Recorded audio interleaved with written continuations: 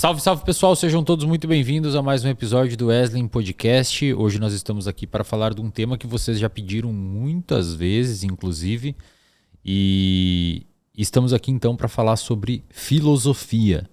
Na verdade a gente vai ter mais um episódio também em breve sobre filosofia, e hoje a gente está com o nosso convidado é o Vitor Andrade, que é formado em filosofia, faz mestrado em filosofia e é diretor de operações na ABPBE.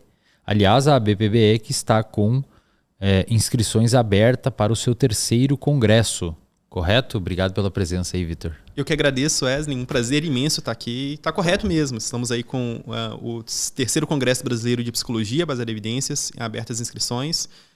Vão ser basicamente temas de PBE, acredito que seja de grande interesse aqui do público. Expectativa de 1.500 pessoas? 1.500 pessoas. O maior congresso aí, um dos maiores congressos de psicologia do Brasil. Que legal, velho. Que maneiro. Ô, Gabs, coloca na tela, por favor, aí pra gente a página de inscrição pro congresso, pra galera que tiver interesse já. Pra galera aí ver como é que funciona, as datas de inscrições. Imagino que esse episódio aqui vai sair provavelmente semana que vem ou na outra, então a gente já vai tá aí na tela pro pessoal. O congresso vai acontecer do dia 19 ao dia 22 de agosto. Pode deixar aí mesmo, Gabs. Dia 29 a dia 22 de agosto em Belo Horizonte. Se você quiser se inscrever, basta acessar abpbe.org, ok? Eu vou pedir pro Matheus que está editando aí, Matheus, deixar na descrição do vídeo também. O evento, então, tem como escopo falar sobre psicologia baseada em evidências, e para isso a gente vai ter aí alguns nomes da psicologia baseada em evidências no Brasil, inclusive eu. Aqui a gente tem aí uma galera que é bem forte na área da psicologia, não só da psicologia, mas na ciência de uma maneira geral. Isso vai ser bem legal, cara, acho que vai ser maneiro. Sim, sim, e nós tivemos o cuidado para que o evento pudesse abarcar duas grandes áreas, né? A psicologia clínica, que é a grande demanda das pessoas, mas também falar sobre teorias do comportamento humano e da cognição. Legal. Inclusive, a minha palestra lá vai ser sobre o que a psicoterapia faz no cérebro, então vai também além. Legal, cara. Que legal. Desejo sorte no evento, estarei lá. Então, se você quer me conhecer, bater uma foto, trocar uma ideia, se inscreva no Congresso de Psicologia Baseada em Evidências que vai acontecer em BH em agosto. As inscrições, elas são exclusivas para alunos e profissionais da psicologia? Não, as inscrições são abertas para o público em geral, sendo que filiados têm descontos especiais e também certas categorias. Então, graduandos têm descontos em relações a profissionais. Perfeito. E também lembrando, tá, pessoal, que você coloca aí na página do IMPBE aí, Gabs, para a galera também aproveitar que já que a gente está falando da ABPBE. Se você é afiliado da ABPBE, você, além de ter desconto no congresso, você também tem desconto na formação que a gente tem em psicologia baseada em evidências, e é um desconto bem significativo. Então aí, sugiro fortemente que vocês se afiliem à ABPBE para conseguir um desconto aí nesse curso que é parceiro da ABPBE. Não, tá bom aí, a galera já acha lá no Instagram também. Fechou? E aí, Vitor, filosofia, cara. O filósofo é aquele cara que, como perguntou o Jô Soares pro Clóvis de Barros Filho, fica no diletantismo coçante? É o cara que fica no sofá, assim, coçando, olhando pro céu.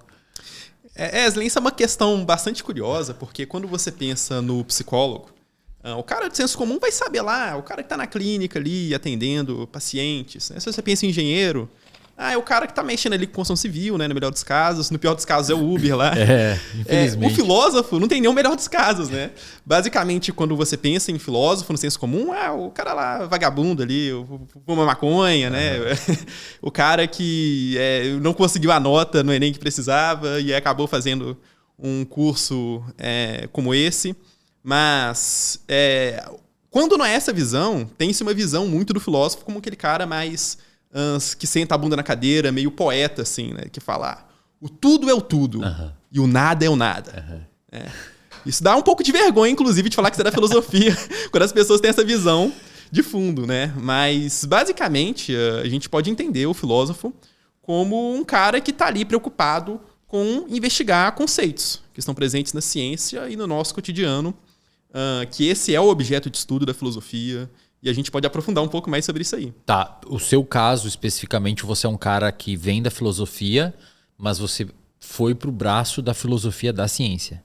É isso? No meu caso, eu estudo filosofia da ciência, mas a minha pesquisa central é em filosofia da prática baseada em evidências, que é uma coisa que pouco tem se estudado, inclusive internacionalmente. Tá. E aí nisso você se debruça... Como é que funciona em termos de... Porque uma das discussões da galera que muitas vezes não entende como que a ciência funciona é achar que a ciência que eles chamam de mais bruta, né? Tipo a geologia, as ciências experimentais, que isso de fato é ciência, e as ciências humanas, inclusive, isso é alvo muitas vezes de ataque às universidades, que só produz coisas inúteis e tal. Como é que é produzido um conhecimento nessa área à luz do método científico? Ok, isso é uma questão bastante interessante, né? Muitas pessoas colocam filosofia fora do escopo da ciência, né? Isso é uma afirmação hoje em dia já contestada por certas teorias da demarcação, né? Então, a teoria da demarcação do sentido ampliado considera teses filosóficas como podendo ser científicas ou não, mas independentemente disso, é fato que a filosofia pode ter produções de boa qualidade. No caso, o que diferencia a filosofia da psicologia e outras ciências empíricas? É basicamente que os métodos de investigação são realizados por um meio chamado a priori. O que significa isso? A justificação das teses, elas recorrem a certas análises que não dependem da experiência empírica em um certo sentido, majoritariamente. Por exemplo, né, quando eu falo que o objeto da filosofia é basicamente definir conceitos, o que você precisa para conseguir ter boas definições? É analisar as implicações lógicas daquele conceito, fazer experimentos mentais.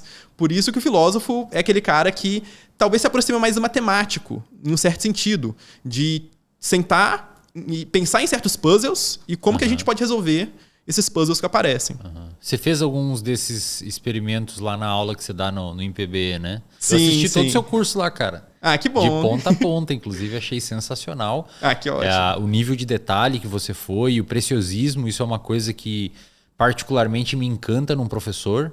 Dá para ver que você não fez aquilo de qualquer jeito, que você teve um cuidado nas explicações, um cuidado no detalhe. Isso passa uma mensagem muito forte sobre o professor que você é.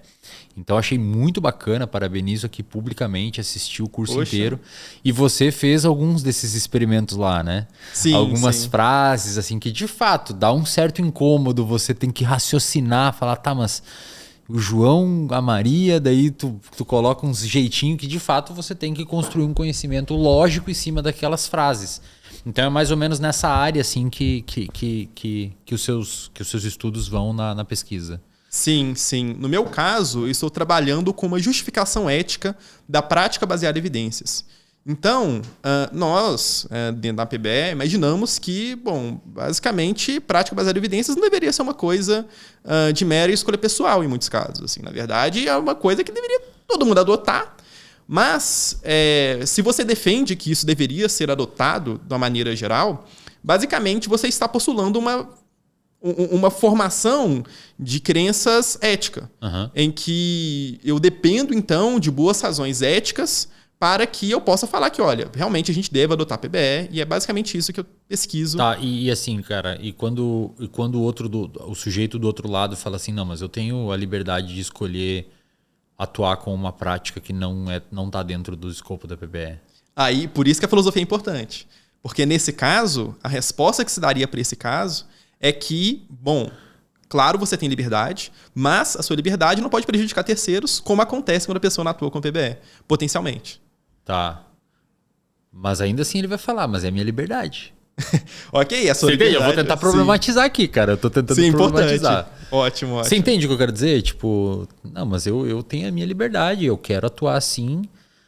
Quando que a minha termina e a do outro começa? Como é que demarca isso? Quando nós falamos de atividade profissional, as suas ações não têm implicações apenas para você, mas sim para terceiros também. E esse é um detalhe muito importante, Wesley, porque perpassa por uma coisa chamada dependência epistêmica. Quando eu vou para um médico, ou para um dentista, ou para um psicólogo, eu não tenho a mínima ideia, basicamente, sobre se aquilo que ele adota realmente é o que é o mais recomendado para os problemas que eu tenho. E no caso, você nem tem obrigação de saber, né? Nem tem obrigação de saber. Claro, não teria nem como eu saber isso, né? Isso implica não só para serviço de saúde, mas de maneira geral. Eu não tenho a mínima ideia se o cara que fez essa blusa aqui realmente estava justificado a pensar que, por exemplo, isso aqui não pudesse causar algum tipo de malefício. Perfeito, uma alergia. Exatamente. E nesse caso, nós precisamos confiar nos profissionais. Entendi. A expectativa do cliente ao ter esse serviço é que seu problema possa ser atendido.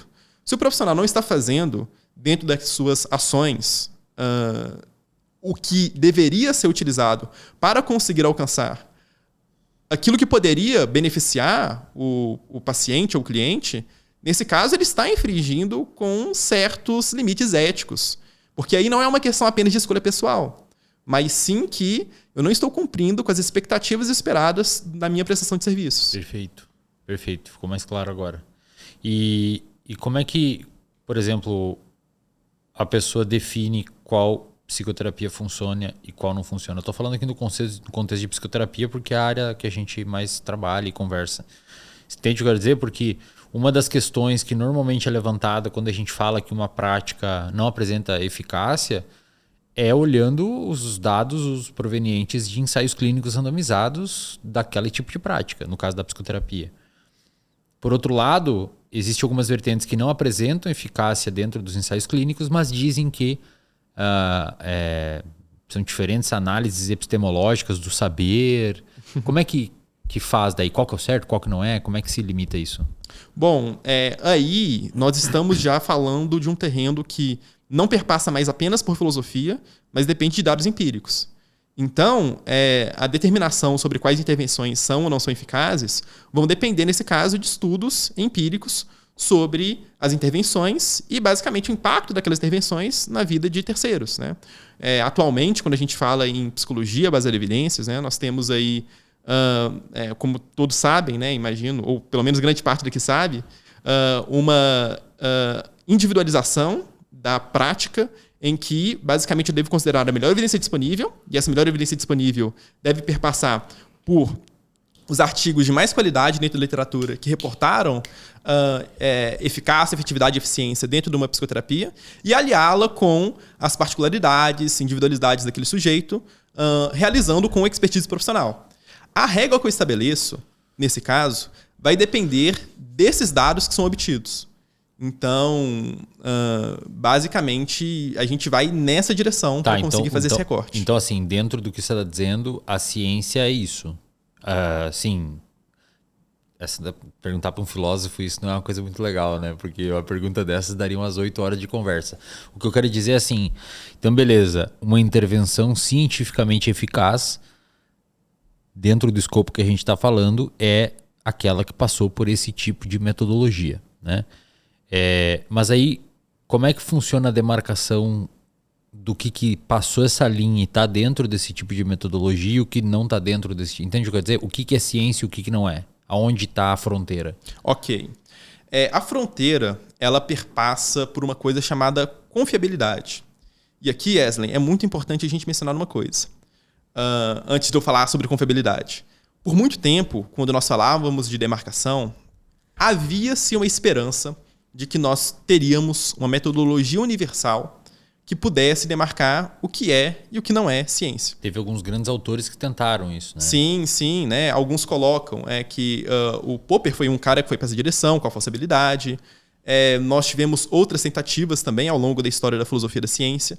Mas, ao do que a gente sabe, demarcação via método científico é uma coisa que não parece funcionar por inúmeras razões, né? E uma delas é o fato de que a ciência ela é muito plural, não só dentro de uma só disciplina, como a psicologia, mas assim, no campo como um todo. Então é difícil você delimitar simplesmente quais são os métodos confiáveis, porque você vai ter uma variabilidade muito grande. Uhum. E nesse sentido, a demarcação que parece mais acertar é aquela que vai trabalhar com certos princípios. Qual que é o princípio que nós deveríamos adotar quando nós estamos falando de produção científica? Quando nós estamos falando de tentar fundamentar teorias científicas. É basicamente a confiabilidade. E o que significa confiabilidade? Significa que uma teoria depende do seu suporte evidencial para que possa ser acreditada ou desacreditada. Perfeito. Se eu quero ver se, por exemplo, os testes de Rorschach em personalidade são ou não são uma boa teoria, eu tenho que ver as evidências favoráveis aos testes de Rorschach e as evidências contrárias. E fazer um balanceamento dessas evidências por meio das pesquisas experimentais e analisar, nesse caso, para qual direção vai a literatura. Tá. Então, e aí, a régua vai depender de cada área e vai depender dos métodos que nós estamos adotando. Nesse caso, quando a gente fala de psicoterapia, a gente fala muito de RCTs, né? Porque é o adequado para a gente analisar em eficácia de intervenção. Mas se nós estamos falando de psicologia da personalidade, já não é mais RCT o que está em jogo. Seriam estudos longitudinais, por exemplo, né? Para avaliar teorias como Big Five e outras. Então, a resposta é um bocadinho mais complexa porque depende da área em questão que nós estamos avaliando. Tá. Ok, entendo. Então, cada área ali teria os seus princípios de demarcação. Claro, a falsibilidade de Popper talvez funcione para uma, mas para outra não seja muito interessante, porque tem coisas que não dá para falsear. É isso que você está dizendo? Mais complicado ainda. No caso do Popper, não é simplesmente que algumas coisas não dá para falsear. É que Popper é um cara que, vamos lá, ele foi muito adotado em filosofia da ciência. É hoje ainda o cara considerado como o mais relevante para se falar em demarcação. Mas, Eslen, sinceramente, assim, a galera da PBE que adota Popper está muito equivocada em termos de filosofia da ciência. Não é nenhum segredo a ideia de que a falsibilidade popperiana não é uma boa teoria para demarcar ciência e pseudociência. Por quê? Não é só que algumas coisas não dá para falsear, mas também o fato de que nós não trabalhamos em ciência apenas com falsabilidade. Quando Popper formulou a demarcação dele, o que estava em voga na época eram teorias da física, que foram as grandes inspirações para o Popper, e que focavam em leis da natureza. Leis da natureza é uma parada que, se eu estou propondo uma lei, tende a funcionar nos mais variados casos, né? E o que importa é o caso de exceção. É isso que é o relevante para tentar falsear, para tentar derrubar uma lei da natureza. É tipo o cisne negro. Sabe, se todos os cisnes são brancos, você tem que encontrar o cisne negro e não contar todos os brancos. Exatamente. Mas quando a gente fala, por exemplo, em psicoterapia, não é assim. Se eu tenho uma intervenção, como, por exemplo, DBT para borderline, já é esperado que essa intervenção não vá funcionar para todo mundo. E seria simplesmente bizarro que a gente simplesmente abandonasse intervenções pelo mero fato de que elas têm contra-exemplos. Elas têm casos em que não funcionam para as pessoas. E nessa direção, você já não consegue mais captar a cientificidade via falsabilidade. Porque a gente teria que concluir, então, que nenhuma psicoterapia, nesse caso, é científica. Mas, no caso, o fato do RCT... digamos assim, você ter a hipótese de que os dois grupos vão ser iguais no desfecho e você ter um desfecho favorável para o grupo que recebeu o DBT, isso de certa forma não, mesmo algumas pessoas não tendo tido benefício, na média eles tendo benefício, não é uma questão que de certa forma você teria falseado aquilo? Então... Você entende o que eu quero dizer? Sim. É porque a gente... Vamos lá. Quando a gente fala em falsear, em primeiro lugar, que esse é um conceito técnico do Popper. A gente hoje tende a considerar falsear como mero achar um contra-exemplo. Mas, na verdade, a coisa é um bocadinho mais complexa. Porque, assim. no caso... Existe uma lógica de raciocínio científico do Popper em que, basicamente, a gente parte de conjecturas e refutações. Eu tenho uma conjectura que é universal, como, por exemplo, nenhum comportamento é causado pela mente. E o trabalho científico seria refutar essas conjecturas universais, tentando encontrar contra-exemplos. Nesse sentido, para eu começar com uma hipótese científica, trabalhando numa lógica popperiana, eu teria que já partir de uma ideia mais universal, assim, do tipo, DBT para borderline funciona para todas as pessoas. Mas e se partisse do pressuposto inverso? Se partir assim, DBT funciona tanto quanto a simples passagem do tempo para borderline. Aí você vai lá e falseia essa informação. Certo. Você entendeu o que quer dizer? Inverte. Nesse caso, talvez... Nesse caso, sim. Eu poderia encontrar um exemplo de falsabilidade. Isso. No modelo popperiano. Porém, esse caso em específico não se resume a toda a literatura, né? Uma outra coisa importante é que nós não poderíamos trabalhar com confirmação. Caso o meu achado tenha sido favorável à ideia de que a DBT é eficaz, o que eu digo não é que eu confirmei essa hipótese. É verdade. Mas sim Que que eu simplesmente anulei. eu não posso refutá-la. E assim, você anulou de certa forma, você refutou uma hipótese que é meio esdrúxula até, né? Porque você refutou uma hipótese que uma terapia que tem toda uma plausibilidade biológica por trás e tal, funciona tão bem quanto não fazer nada. Acho que no caso eu forcei a barra com a hipótese para encontrar a refutação dela. Entendi o que você quer dizer. Entendi. Então, assim... E aí, só pensando pode. aqui, quando a gente fala, inclusive, de revisões temáticas, aí que a coisa fica mais bizarra ainda. Porque eu posso ter achados favoráveis a uma intervenção, contrários, e eu vou balancear, de acordo com as evidências, aquilo que a literatura aponta como direção. Isso já parte de probabilidade, já parte de indução, que é coisa que o Popper não acreditava ser a base da ciência. Qual que é a diferença, só para deixar claro o que é indução? Claro. Quando nós falamos de raciocínio dedutivo, indutivo... Outra coisa importante, as pessoas tendem a ter uma visão bastante equivocada em relação a essas ideias, né? Muitas pessoas tratam que raciocínio dedutivo é você partir do geral para o particular, e indutivo parte do particular para o geral. Né? Aqueles exemplos dos cisnes, então. O cisne 1 é branco. Não, cisne 1 é branco, cisne 2 é branco, cisne 3 é branco, logo todos os cisnes são brancos. Isso seria indutivo. E o dedutivo seria todos os cisnes são brancos. O cisne Fred é branco. Não, Fred é um cisne. Logo, Fred é um cisne branco. Exatamente. Isso não é adequado porque nós temos deduções que vão do geral para o geral, do particular para o particular, do particular para o geral e do particular para o particular, ok? Seria um pouco mais complexo explicar isso aqui, eu precisaria de umas notações de lógica, mas pode assistir o curso do DVD do Viver de Psicologia, não. Do IMPB. IMPBE, exatamente, que vocês podem ter um pouco mais de detalhes em relação a isso, mas eu vou partir logo para a caracterização que a gente usa hoje. Quando a gente fala de dedução, nós estamos falando de um raciocínio que sua validade depende de que, quando todas as premissas são verdadeiras, a conclusão necessariamente se segue. Quando a gente fala de validade dedutiva. Já a indução é quando, caso todas as premissas sejam verdadeiras, a conclusão é provavelmente verdadeira, mas não necessária. Nesse sentido, quando a gente fala, por exemplo, nesse caso do Popper, que a gente estava pensando na hipótese de DBT, se DBT se DBT funciona para borderline para todas as pessoas, logo, para o Wesley com borderline funcionaria a intervenção de DBT. DBT não funcionou para o Wesley que tinha borderline. Logo, DBT não é eficaz para todas as pessoas. Entendi. Se as premissas são verdadeiras, a conclusão é necessariamente verdadeira. Basicamente, a relação nesse caso é dedutiva.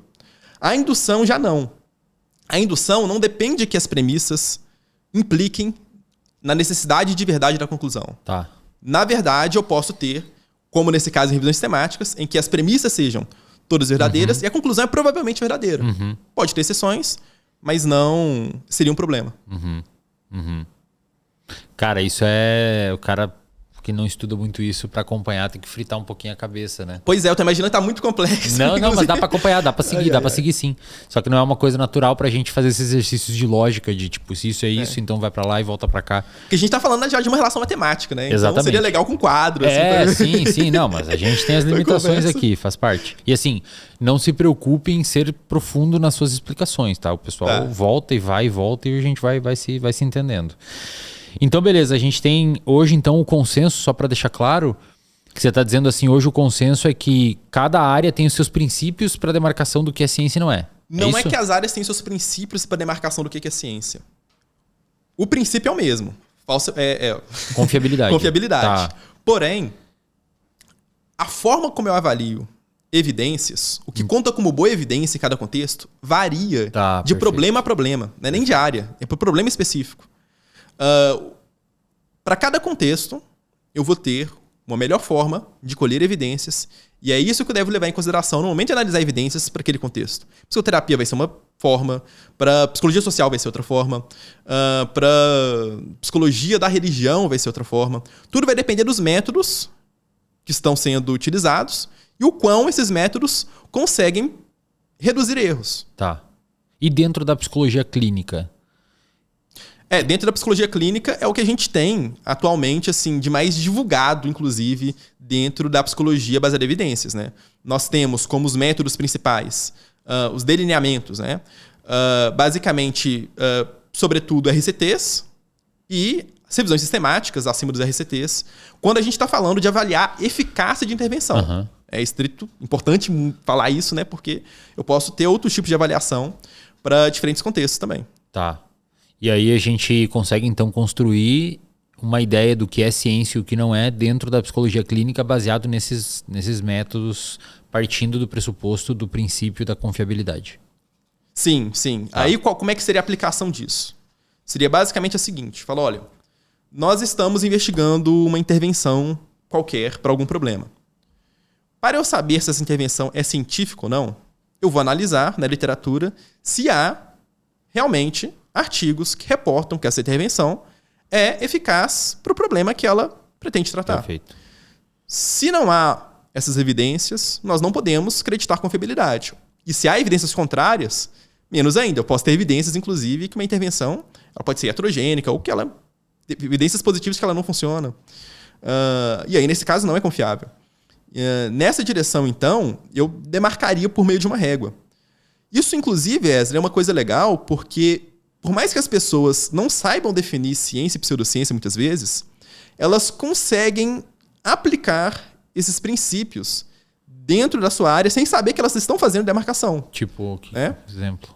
O que a gente faz hoje já em psicoterapia, basicamente, né? Quando nós acusamos muitas vezes a psicanálise de ser uma pseudociência justamente por conta de que não há respaldo empírico em relação à eficácia da psicanálise, né? Isso é um dos problemas, mas teriam outros de teorias, mas focando aqui na psicologia clínica, né? Que quando há artigos, esses artigos são de baixa qualidade, eu já estou fazendo ali uma demarcação da cientificidade da psicanálise com base nessa análise de confiabilidade.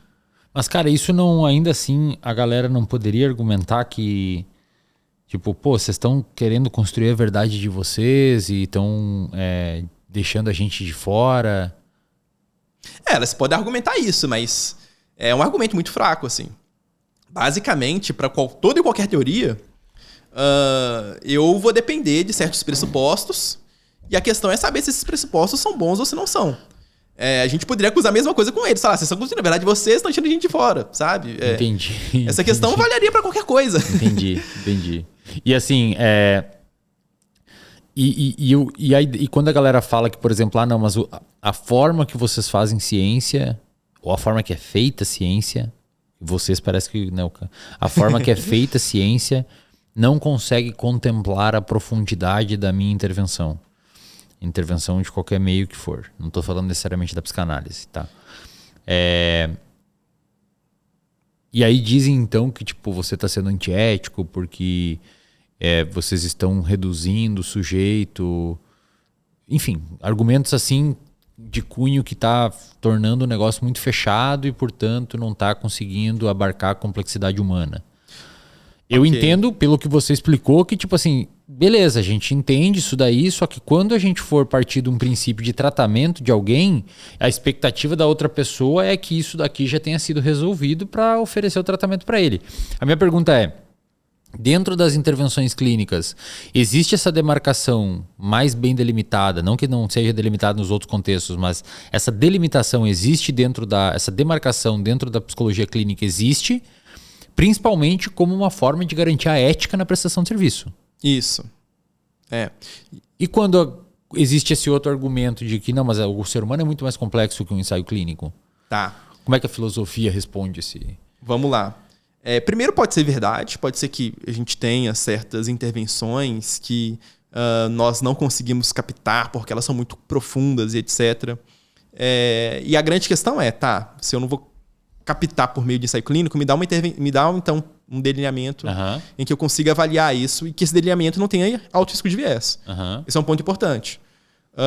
E nesse caso, se não há isso, a própria ideia daquela pessoa de que isso daqui na verdade funciona, só é muito complexo, não está bem justificado. Se ela acha que é adequado, ela tem que ter um fundamento por detrás para poder justificar essa ideia. Agora, dizer que é antiético, Eslen, isso é muito, mas muito engraçado as pessoas levantarem esse ponto. Porque é justamente o inverso, na verdade. Quando a pessoa vira e fala que experimentos como RCTs são antiéticos, porque, sei lá, existem várias razões, né? Porque eu tô transformando as pessoas em coisas. Tô olhando por meio de uma escala e tal. Cara, isso é completamente bizarro, porque nossas razões para fazer experimentos como esse é justamente porque nós preocupamos com o bem-estar das pessoas, né? E nós estamos prezando pelo resultado que a intervenção pode ter na vida daquela pessoa. Essa coisa de, eu tô transformando a pessoa em um certo objeto. Bom, esse mesmo argumento poderia valer para qualquer tipo de análise do ser humano. Quando o cara vai tentar fazer alguma coisa diferente, ele também está analisando o ser humano como um objeto de investigação, que não é de nada problemático em relação a isso. Isso é simplesmente uma forma de estudar. Uhum. E nesse caso, quando psicanalistas e outros fazem tipos de levantamentos como esse, fica a grande questão. Tá, nós tiramos isso e nós colocamos o que no lugar que pode nos dar resultados melhores em termos de evidência, para que nós possamos ter segurança de que aquelas intervenções realmente vão trazer os benefícios esperados para aquelas pessoas. Porque se eu não estou trazendo esses benefícios, é aí sim que as minhas condutas estão sendo potencialmente problemáticas. Porque eu vou estar na frente de pessoas que estão esperando o serviço, que atenderão certas demandas que elas possuem, e não há garantias que essas demandas vão ser realmente atendidas. Uhum. Só que aí que tá, cara, às vezes funciona, entendeu? Em um caso lá funciona porque existe um cuidado, eu tô fazendo o advogado do diabo aqui. Sim, tá não, ligado? é importante. Tô tendo que questionar. Existe um cuidado, existe não sei o quê, regressão da doença para média e tudo aquilo que a gente já sabe dos vieses, dos confundidores. E aí a pessoa fala, mas tem evidência? Mas essa evidência... Aí a gente pode entrar já na epistemologia ali, o que é uma evidência. Ok. Mas vamos lá, respondendo esse ponto. Certo, de fato pode ter algum efeito. E a gente, inclusive, consegue reportar esse efeito por meio de investigações empíricas, como você mesmo falou, de investigações de confundidores. Só que eu simplesmente adotar uma intervenção pelo fato de que algum confundidor produziu melhora não parece ser adequado, visto que eu poderia construir outras intervenções que de fato produzem efeitos, não apenas por confundidores, mas por conta daquela intervenção, que também vão estar ali tendo efeitos de confundidores ao mesmo tempo. Eu poderia potencializar esses benefícios que estão sendo trazidos pela intervenção. Uhum. De tal forma que não tem justificativa para fazer uma coisa pior. Uhum. Basicamente isso. Com relação à noção de evidência, isso é uma coisa curiosa também, porque muitos falam, não, aqui na verdade a gente está tratando com definições de evidências diferentes.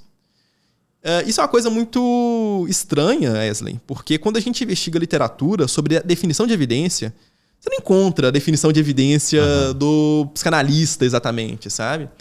Geralmente, quando as pessoas falam que há uma discordância na definição, na verdade não é exatamente na definição em si, mas no conjunto de coisas que as pessoas consideram como sendo boa ou má evidência. Inclusive, né, eu já até sentei para tentar pensar como é que você articularia uma definição de evidência que pudesse representar essas visões de fundo mais psicanalistas e correlatos. E assim, basicamente é muito difícil você conseguir expressar uma definição dessa direção sem cair em inconsistência, tá? Por quê? Porque, bom, a definição de evidência que geralmente é adotada é a definição bayesiana de evidência. E o que diz essa definição? Algo vai ser uma evidência para uma hipótese se ela aumenta a probabilidade dessa hipótese ser verdadeira. Basicamente isso. E aí, esse aumento de probabilidade vai depender de cada contexto, né? O que importa, nesse caso, é que aquele dado possa nos ajudar a confirmar ou desconfirmar uma hipótese. Tá. Mesmo o psicanalista, ele também tem isso de fundo quando ele critica RCTs. Porque, na visão dele, o que daria para ser interpretado é que quando eu faço um RCT, eu não estou aumentando a probabilidade daquela intervenção de fato ser eficaz. Ou então o que ele faz é mudar o foco. Fala, olha, não, na verdade, o que importa não é a eficácia exatamente. O que importa são outras coisas. Mas para essas outras coisas também tem que ter evidência. Mas precisa de eficácia, seja, por exemplo, evidências acerca de autoconhecimento. Aquela intervenção está ajudando aquele paciente a se autoconhecer. Só que a noção de fundo de evidência, eu arrisco dizer que é a mesma em todos os casos. Seria estranho você desenhar uma definição muito adversa a essa. Apesar de você ter outras definições de literatura que não são exatamente assim, mas que também são bem-sucedidas. Mas se é a mesma, por que um diz que os dois têm evidência e o outro diz que só um tem evidência? Porque o que muda não é exatamente a definição, mas o que é julgado como sendo boa ou má evidência. Ah, entendi. Então, Wesley, eles partem do mesmo lugar, mas o caminho é diferente. Na verdade, assim, eu até diria, não é nem que eles partem exatamente do mesmo lugar. É porque quando você pensa, inclusive, em ciência, dificilmente você vê as pessoas articulando adequadamente a noção de evidência. Elas vão de uma visão um pouco intuitiva, e essa visão intuitiva, geralmente, que vai partir do mesmo lugar. Porque é uma visão meio comum, assim, não há tantos conflitos em relação a isso. É igual a questão da definição de verdade, assim. A gente pode não saber definir o que é verdade, mas nós temos, assim, um certo senso de fundo. Foi construído culturalmente, imagino, né? Sim, também. Tem uma certa construção cultural a partir disso. Mas a gente tem um senso de fundo sobre o que vai fazer algo ser verdade e o que não vai ser verdade. Por exemplo, eu posso discordar que alienígenas existem, você pode concordar, mas a nossa discordância não é sobre a definição de verdade. Isso. Mas sim sobre os dados do mundo. Isso. Então, a discordância em relação a essa questão de ser boa ou má evidência diz respeito aos dados do mundo e não da definição por detrás. É como se estivesse avaliando um passo além da definição. Mas daí não avalia pela definição? Depende. Tipo, tu tá avaliando um resultado, um dado de mundo, um fato do mundo. Tu não deveria definir esse fato do mundo como se funciona ou não, uma verdade ou não, pela lente da verdade? Sim, só que, novamente, eu falei que a filosofia ajuda a definir conceitos adequadamente. Uma das coisas que a filosofia faz. O que acontece, Wesley, no cotidiano, é que nós operamos no mundo sem definições explícitas de uma série de coisas. Eu digo que eu tô feliz, mas eu não sei definir adequadamente o que é felicidade. Isso. Eu digo que isso aqui é uma garrafa, eu posso, inclusive, nem saber definir o que é uma garrafa, mas eu consigo apontar. E isso muitas vezes funciona. Em alguns casos dá problema. Por exemplo, quando a gente fala de pseudociência. Porque essa noção vaga já parece não ser suficiente para a gente conseguir resolver casos como esse. E a gente precisa de definições explícitas. Quando a gente fala de evidência nesse contexto, geralmente a gente tem uma noção vaga, que vale a pena a gente explicitar para conseguir resolver certas confusões, mas na prática as pessoas dificilmente operam por meio das definições explícitas. Então, assim, tu tá dizendo que a filosofia da ciência, ela ajudaria a pessoa que, embora consiga apontar, isso aqui é uma garrafa, né? Vou botar aqui na frente da câmera. Isso aqui é uma garrafa. A filosofia da ciência, ela teria, inclusive tu citou lá numa aula do curso, que existe acho que uma sub-área, não sei se é assim que chama, dentro da filosofia da ciência, que só avalia a produção de conceitos, né? No caso, não somente a produção de conceitos, né? A metafísica da ciência, ela faz isso, mas ela também pode investigar outras coisas, porque o filósofo ele também se preocupa com certas implicações de conceitos relevantes para a ciência, né? Só um exemplo, né? A gente pode trabalhar sobre o que é ser livre, e daí a gente pode discutir se a gente tem ou não tem livre-arbítrio. Né? Isso já seria, inclusive, um campo de filosofia da ação. Mas, nesse caso, o filósofo também pode operar nessa direção. Geralmente vai operar quando as análises dependem de variáveis que são mais lógicas, mais de raciocínio, que, obviamente, né, quando a gente fala de uma filosofia mais científica, que está aliada, inclusive, a dados empíricos. Né? Hoje em dia é inviável eu falar sobre se nós temos ou não temos livre-arbítrio sem aliar isso a dados empíricos. Tá, então assim, beleza, eu sei apontar que isso daqui é uma garrafa. Mas chega um momento que existe um outro objeto aqui no meu lado que ele é parecido com a garrafa, mas não é uma garrafa. E aí, se eu não souber exatamente aonde que um começa e o outro termina, eu vou chamar os dois de garrafa. Que é o que acontece com algumas coisas de ciência e pseudociência. E aí, a filosofia da ciência fala, isso é uma garrafa, isso não é uma garrafa. Ela vai tentar ajudar nessa direção. Esse é o caso da psicanálise. Pô, vocês estão com um abacaxizão, hein, cara? Pra descascar, velho. Exatamente. Por quê? Olha que foda, cara. Quando você fala de conhecimento produzido na academia, né? Melhor dizendo, né? Produção de pesquisa em academia, vai pensar que, olha, isso daí é uma coisa que é digna de confiança, é digna de crédito. As pessoas estão ali se especializando, estão se formando, estão produzindo artigos. Você não vai julgar que uma coisa que faz isso seja uma pseudociência. Porque é uma característica que ela é semelhante às outras garrafas da ciência. Perfeito. Exatamente. Você consegue perceber? Vira um caso muito mais obscuro do que, por exemplo, você falar de terraplanismo. Sim. Que já não está nem na academia. Perfeito. Ok? Então, quando vai ficar na zona mais cinzenta, aí você vai precisar aguçar mais o conceito para conseguir captar casos. Ela tem uma roupa parecida com a garrafa, a tampinha da garrafa. É mais sutil, né? Isso, exatamente. E a filosofia da ciência olha nesse detalhe. E aí olha à luz dessas definições advindas da epistemologia, dos princípios lá da confiabilidade. Ou seja, a filosofia da ciência vai estabelecendo alguns tipos de critérios. Aí você olha esses critérios e olha para aquele construto ali que se diz ciência ou não e ajuda a falar, esse está nessa caixinha, esse está na outra caixinha. O que geralmente se faz quando a gente está querendo definir conceitos.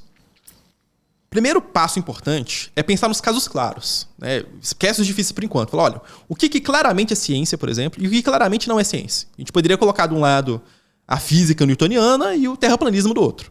São casos em que a discussão vai ser muito menor. Você dá os exemplos dos triângulos, né? O triângulo ser três lados, né? Isso é um caso... No caso, para definir um triângulo, exatamente. São polígonos de três lados, exatamente isso. E aí isso daí... É um caso claro. É um caso claro. Exatamente.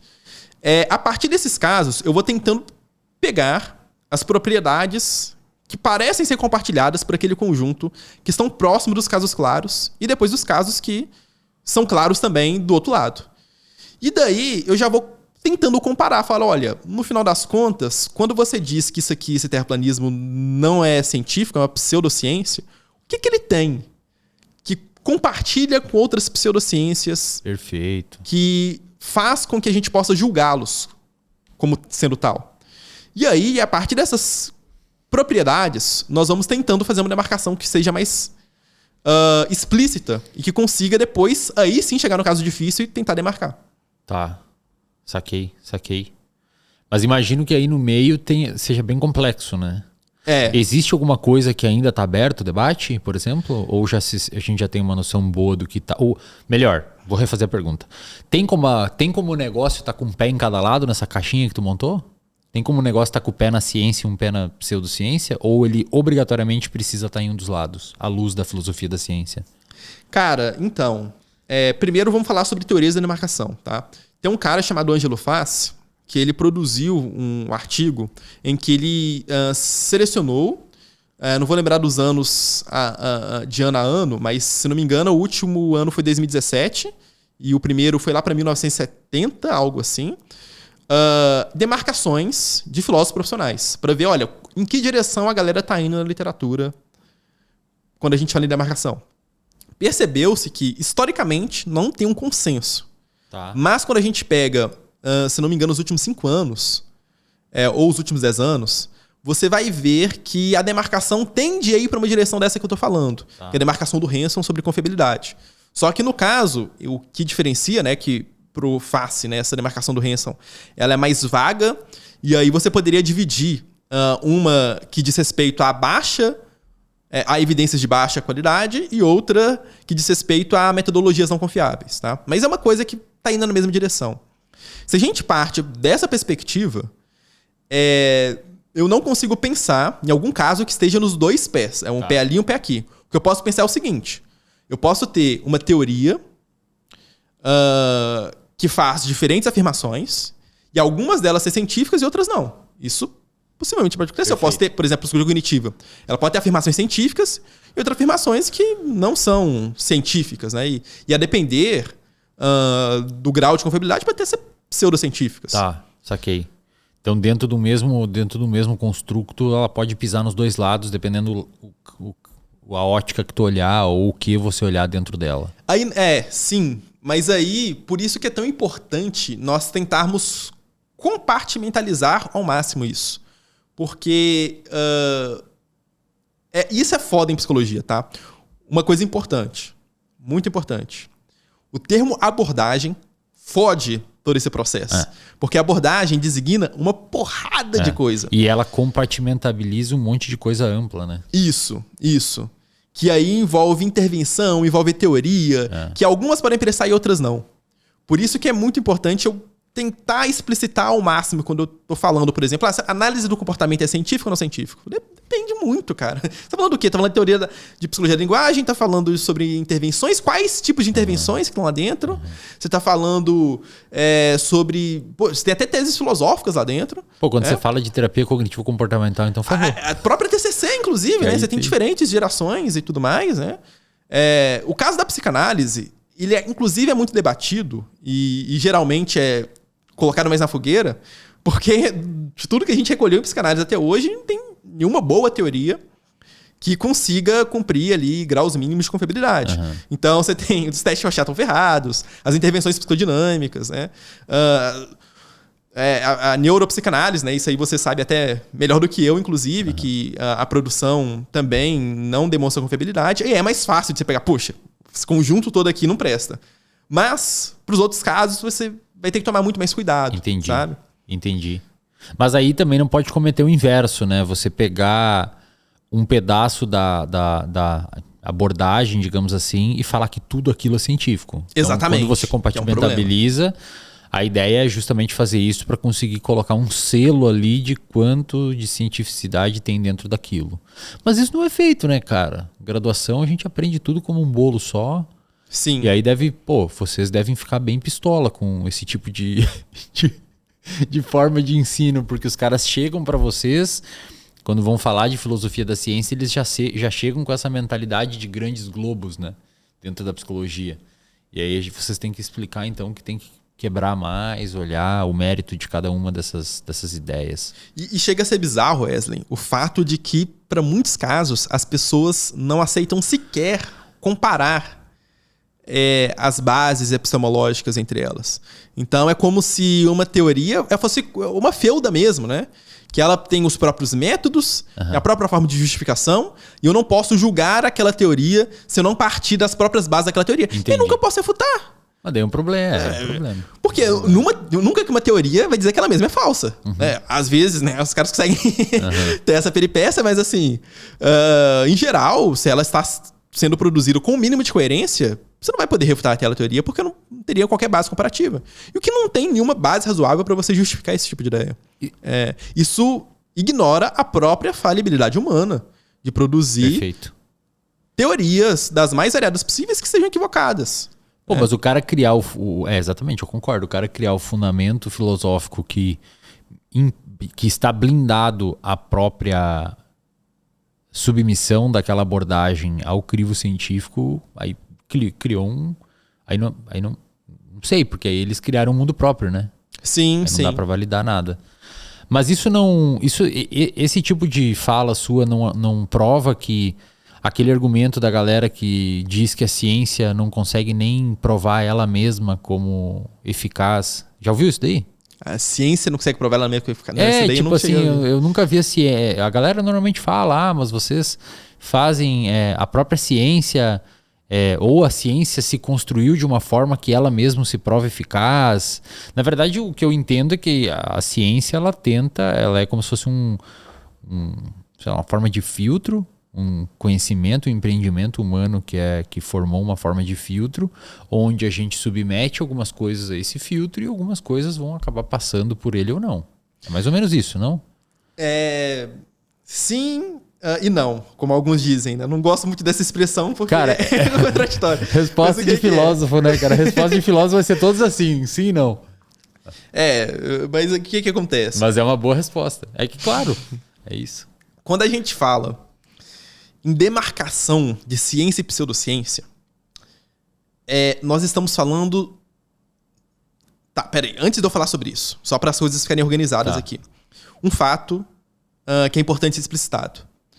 O conceito ciência, ele é altamente polissêmico. O que isso quer dizer? As pessoas usam essa merda de palavra para um monte de coisa. Olha só, eu tenho teoria científica, eu tenho evidência científica, método científico, Disciplina científica. Tem a função de cientista. Sabe? Disciplina científica. De tal forma que, para cada um desses termos, eu precisaria de uma demarcação específica para ele. Entendi. Sabe? E a gente usa, eu mesmo também, uso o conceito de ciência para falar, por exemplo, sobre instituição. Às vezes a gente, igual isso que você descreveu, sobre a ciência é um certo filtro. O que nós estamos falando, na verdade, é sobre pesquisa científica. A pesquisa científica é um filtro. Perfeito. Que funciona ali separando produções de boa qualidade e de má qualidade. Só é importante não confundir isso com demarcação de ciência e pseudociência. Porque quando a gente fala de demarcação nesse sentido, de avaliar se algo é científico ou não é, nós não estamos falando de pesquisa exatamente, nós estamos falando sobre a teoria, sobre a base evidencial daquela teoria. E aí, nesse caso, não é simplesmente um filtro do processo. O filtro do processo é importante para poder avaliar a base evidencial. Mas o que é julgado como científico ou não é a quantidade de evidências que aquela teoria recolheu que tem a seu favor. Que pode ou não vir desse filtro das pesquisas. Pode também não vir desse filtro, exatamente. Eu posso ter evidências do senso comum a favor da teoria. Isso é possível acontecer. Geralmente não vai ser uma evidência boa, mas também é evidência. Cara, essa parada de conceito do filósofo se preocupar bastante em trabalhar em cima de conceito, né? É isso que fundamenta aquela piada no senso comum do tipo assim, pega um prato pra mim ali, e o filósofo olha e fala, mas o que é um prato? O seu dia não fica muito complicado? Tipo, o Uber fala pra você assim, fecha a porta, por favor. Você fala, tá, mas o que é fechar?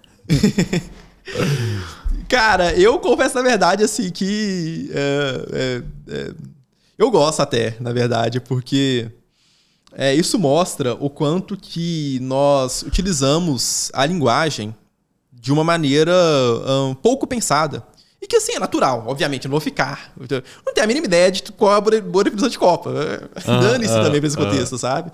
Só que tem contextos, cara, que é importante eu saber a definição adequada daquilo pra articular aquele conceito corretamente.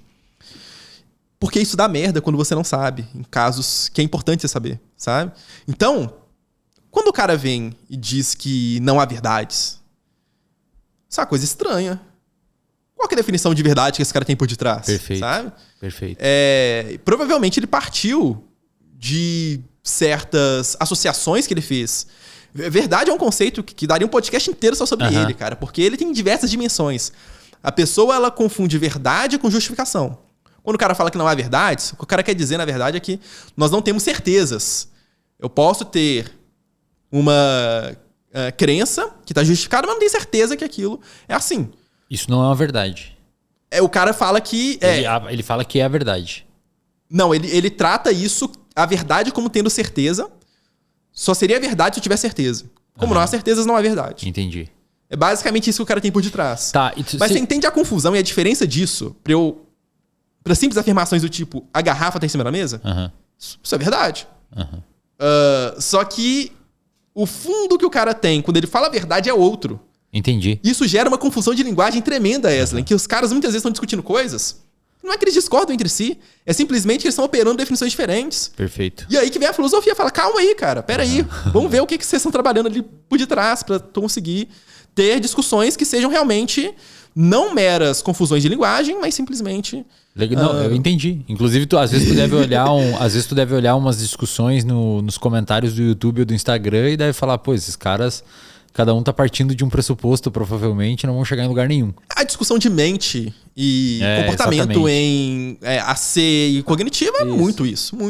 Você já viu aquele meme? Não é um meme, na verdade, é uma figura onde tem um 6 no chão, um 6 ou um 9, e aí tem um cara de um lado e outro do outro. Aí um aponta assim, é um 6. Essa é clássica. Aí o outro aponta, é um 9.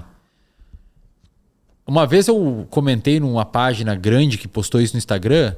E aí era uma reflexão lá sobre, olha só, não há lado certo, depende da perspectiva da pessoa. Aí eu comentei, não, mas tem que ter alguém certo. Aquele número ali foi desenhado de alguma forma para designar um número, ou 6 ou 9. Alguém ali tá certo. E é importante saber quem tá certo, porque os desfechos daquilo ali, enfim, não sei se eu tô certo ou tô errado no que eu comentei. Mas a pergunta é... Só posso problematizar? Alguém pode ter feito de forma dúbia. Eu não queria nem fazer pode ser. Mas também é uma alternativa. Tá, mas existe... Seria uma opção também. Ou é o 6 ou é o 9, ou é uma coisa pra ser dúbia mesmo. Você vê. Mesmo assim, ainda não fugiria do fato de que há uma intenção por detrás. Exato, okay. Não, é verdade. Mas assim, existe, cara, uma... Existe uma verdade? Tipo, a gente... Qual que é a parada da verdade, assim? Beleza, a água tá em cima da mesa, isso é verdade. E como é que a gente especula outras coisas que a gente não pode ter esse grau de certeza? Então, é a ciência que responde isso? Tá. Vamos lá. Uma afirmação, para explicar um pouco sobre isso, vou falar sobre uma coisa. É muito comum... Não é nem tanto comum assim, mas eu já vi pessoas dizendo algo do tipo nós só podemos ter conhecimento confiável na ciência. Só o conhecimento científico é confiável. E as pessoas falam isso com boas intenções, inclusive, assim, para tentar ressaltar a ideia de que, olha, nós temos que se apoiar a dados científicos e tudo mais. Só que, estrito senso, essa afirmação é falsa, pura e simplesmente. Só que a razão pela qual ela é falsa não é a que os pseudistas geralmente colocam, que é o fato, não, nós temos múltiplos saberes e tal. Na verdade, a questão é simples. Bom, eu tenho métodos de justificação diferentes. A minha percepção, ela é confiável sobre uma porrada de coisas. Eu tenho a afirmação, o Wesley está na frente do Vitor, é uma afirmação confiável e verdadeira. A gente tem boas razões para pensar que esse é o caso. Por mais que eu não tenha certeza. Minha percepção pode ter falhado, eu posso estar drogado, né? O filósofo aí. É verdade. É verdade. Se tua percepção estiver alterada, você vai chegar numa certeza diferente. Mas quando tem 2 ou 3 concordando com aquilo, talvez seja um grau de isso aumenta, maior. Exatamente. Grau de confiança, etc. A ideia de que há uma xícara em cima da mesa. Enfim, a minha percepção confirma várias coisas. De que hoje... Eu até esqueci que hoje é sexta, né? Sexta-feira. O pessoal tá assistindo podcast outro dia, mas enfim. Isso é ok. Quando que a ciência entra, em geral? Nós precisamos de ciência para coisas que nós não conseguimos conhecer diretamente. A pergunta a TCC é eficaz para ansiedade? Não é uma questão de olhar e ver, igual eu tô vendo você aqui na minha frente. Entendi. Para eu descobrir se de fato é ou não é eficaz, eu dependo de experimento. Não basta a minha percepção.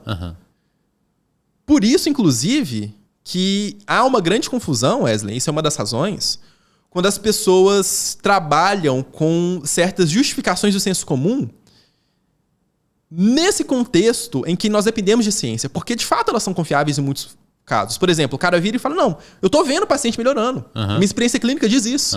E a experiência desse cara realmente é confiável numa porrada de coisas. Só que para aquele contexto não é.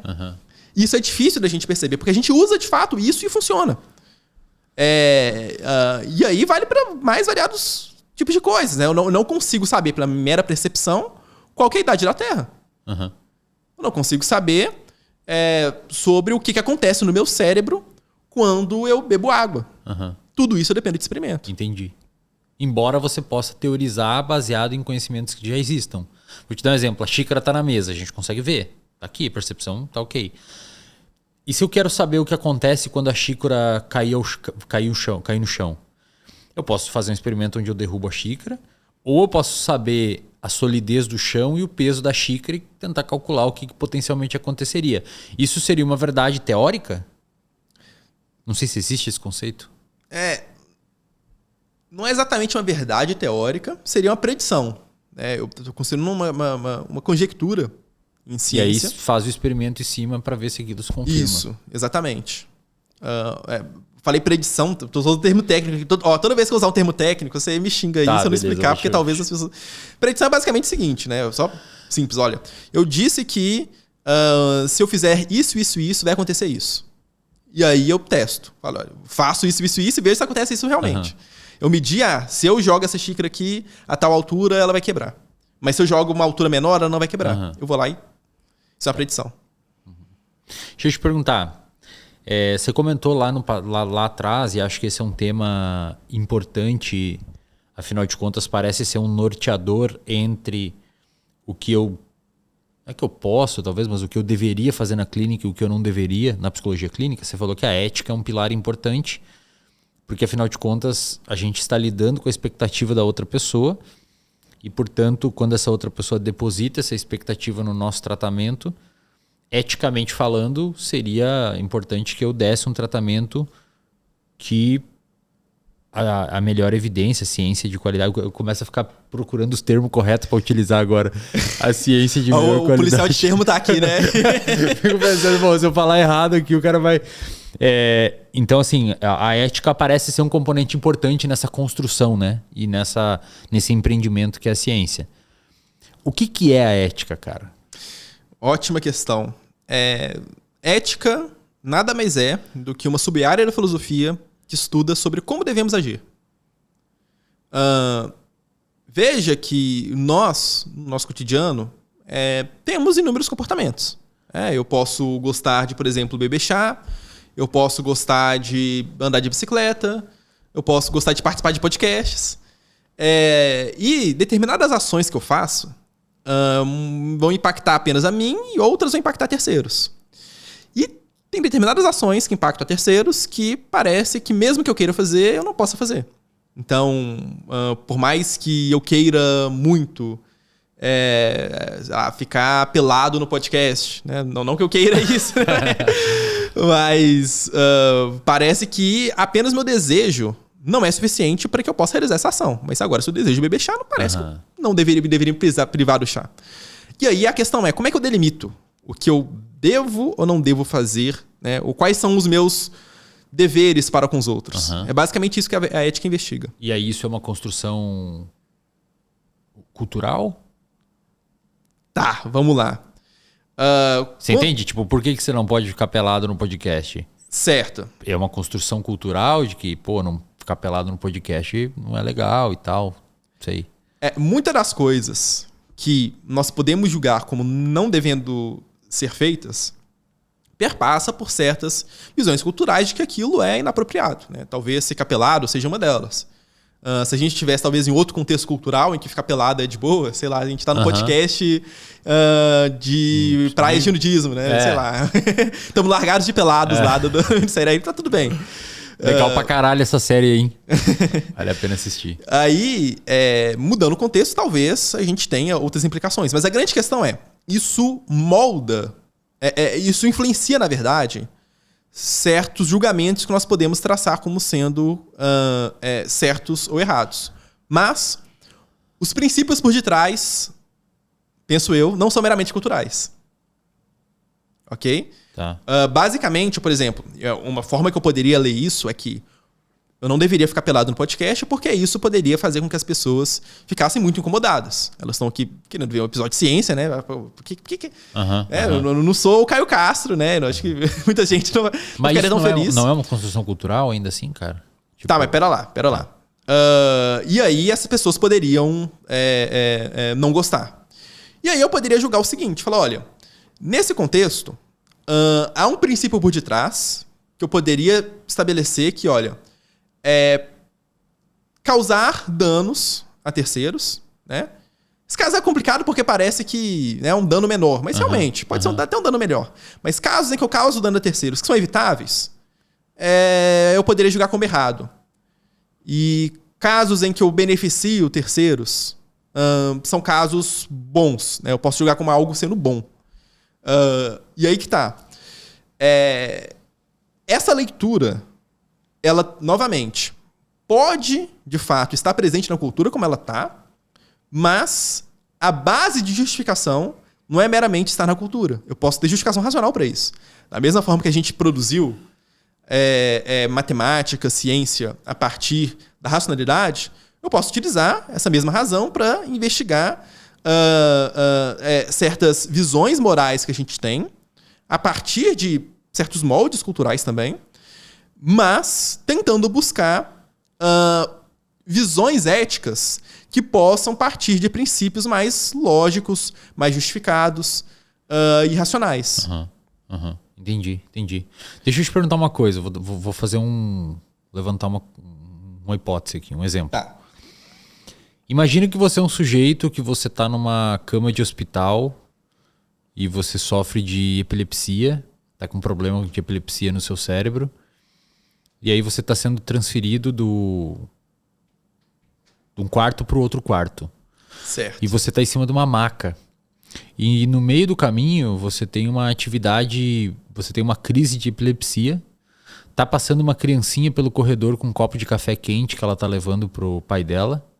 E no meio da crise de epilepsia, sua mão bate no café da menininha e vira no rosto dela e dá queimadura de 3º grau no rosto dela. Ok. Você é culpado disso? Não seria culpado. E aí é interessante estabelecer algumas categorias conceituais importantes. Eu adoro essas coisas, cara. Agora a gente tá entrando numa seara que eu amo. Ótimo, vamos lá. Muitas pessoas pensam, Wesley, que eu só posso julgar algo como errado caso eu seja culpado daquela ação.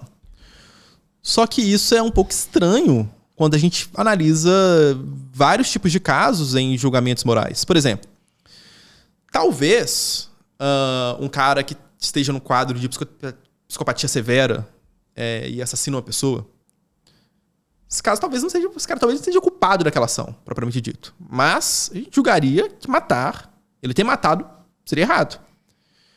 E a grande questão é que eu posso fazer análises de casos, analisando as suas consequências, para traçar certos limites, falar que, olha, isso é errado, mesmo que aquele indivíduo não tenha culpa disso. Mas aí que tá.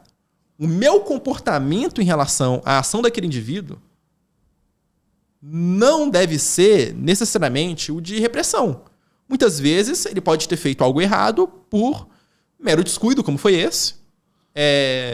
Ou então a minha ação de repressão possa, inclusive, nem ajudar com que isso não aconteça novamente. Então pode ser, inclusive, que ele tenha sido culpado daquilo, só que não é a repressão que ajuda. Pode ser outra coisa. Não, sabe? Eu entendo. Assim. Então, isso é importante. Por que eu tô colocando essa tecla? Porque se eu falo, olha, isso é errado, faz parecer o seguinte. Falo, olha, então a gente tem que, sei lá, prender esse cara. Por exemplo. Eu entendi. Entendeu? Mas sim, então respondendo objetivamente, eu posso julgar como errado, ou então eu posso ter uma outra leitura. Eu posso falar que esse foi um evento ruim. Por exemplo, imagine só que você tá andando ali e o raio cai na sua cabeça. O raio não foi imoral. Obviamente. Mas é um evento mau. Eu poderia falar que ele bater na... O caso da epilepsia é um exemplo. Poderia ser um evento mau. O que eu gosto eu concordo com você, tá? Tudo. Ok. Concordo com você. Eu não pelo lado da filosofia que eu não estudei, uma aguinha. Não pelo lado da filosofia que eu não estudei, mas pelo lado da neurociência, acho que as duas coisas vão acabar se cruzando. A crise epiléptica que a pessoa teve foi um disparo neuronal que ela não teve controle. Tá? E aí depois a gente pode entrar até se, pelo menos pela neurociência, a gente tem controle de alguma coisa. Portanto, o desfecho daquele comportamento, daquele disparo neuronal, ele não está, na minha opinião, sobre... não é culpa da pessoa. Seria o equivalente a você culpar um diabético tipo 1 por ter diabetes. O pâncreas dele não secreta insulina, porque sofreu um ataque imunológico. A questão é que um é no cérebro e outro no pâncreas. Por que quando é no cérebro a gente tem que falar, não, é culpa do sujeito, ele é imoral, ele é um pau no cu e não sei o quê. E o diabético não. Eu sei que pra galera é difícil muitas vezes entender isso, porque vai falar, mas então... Não é que talvez o comportamento não tenha sido ruim. O fato é atribuir culpa àquela pessoa ou não por conta disso, né? Eu concordo com você, tá? E isso tá tudo misturado, tá? Quando eu falo que é errado, o cara entende ao mesmo tempo que o cara é culpado, isso, que aquilo é mal... E essas categorias são todas separadas. Que o cara tem que ser reprimido, sabe? E batido. Exatamente. Que tem que ter repressão, inclusive. Isso. E que o cara, além de tudo, é malévolo. Isso. Por que muitas vezes, quando nós julgamos a pessoa que não... Desculpa, tá, Wesley, te interromper, não, mas beleza, isso vai lá, é muito relevante. Vai lá. Eu penso que é muito razoável nós defendermos que atuar em qualquer prática que dependa de conhecimento científico, sem utilizar conhecimentos científicos, como, por exemplo, atuação clínica, sem PBE, seria imoral. Eu concordo. Mas quando eu falo que isso é imoral, não significa que o cara que não atuou com PBE é um cara malvado. É um criminoso, né? exatamente. O cara é isso. mal intencionado, que o cara não quer o bem pro seu paciente, nada disso. Isso. O cara pode ser assim. O cara pode ser, inclusive, mais virtuoso que o cara de PBE. O cara de PBE pode fazer isso por dinheiro, falar, olha, tô nem aí pro paciente.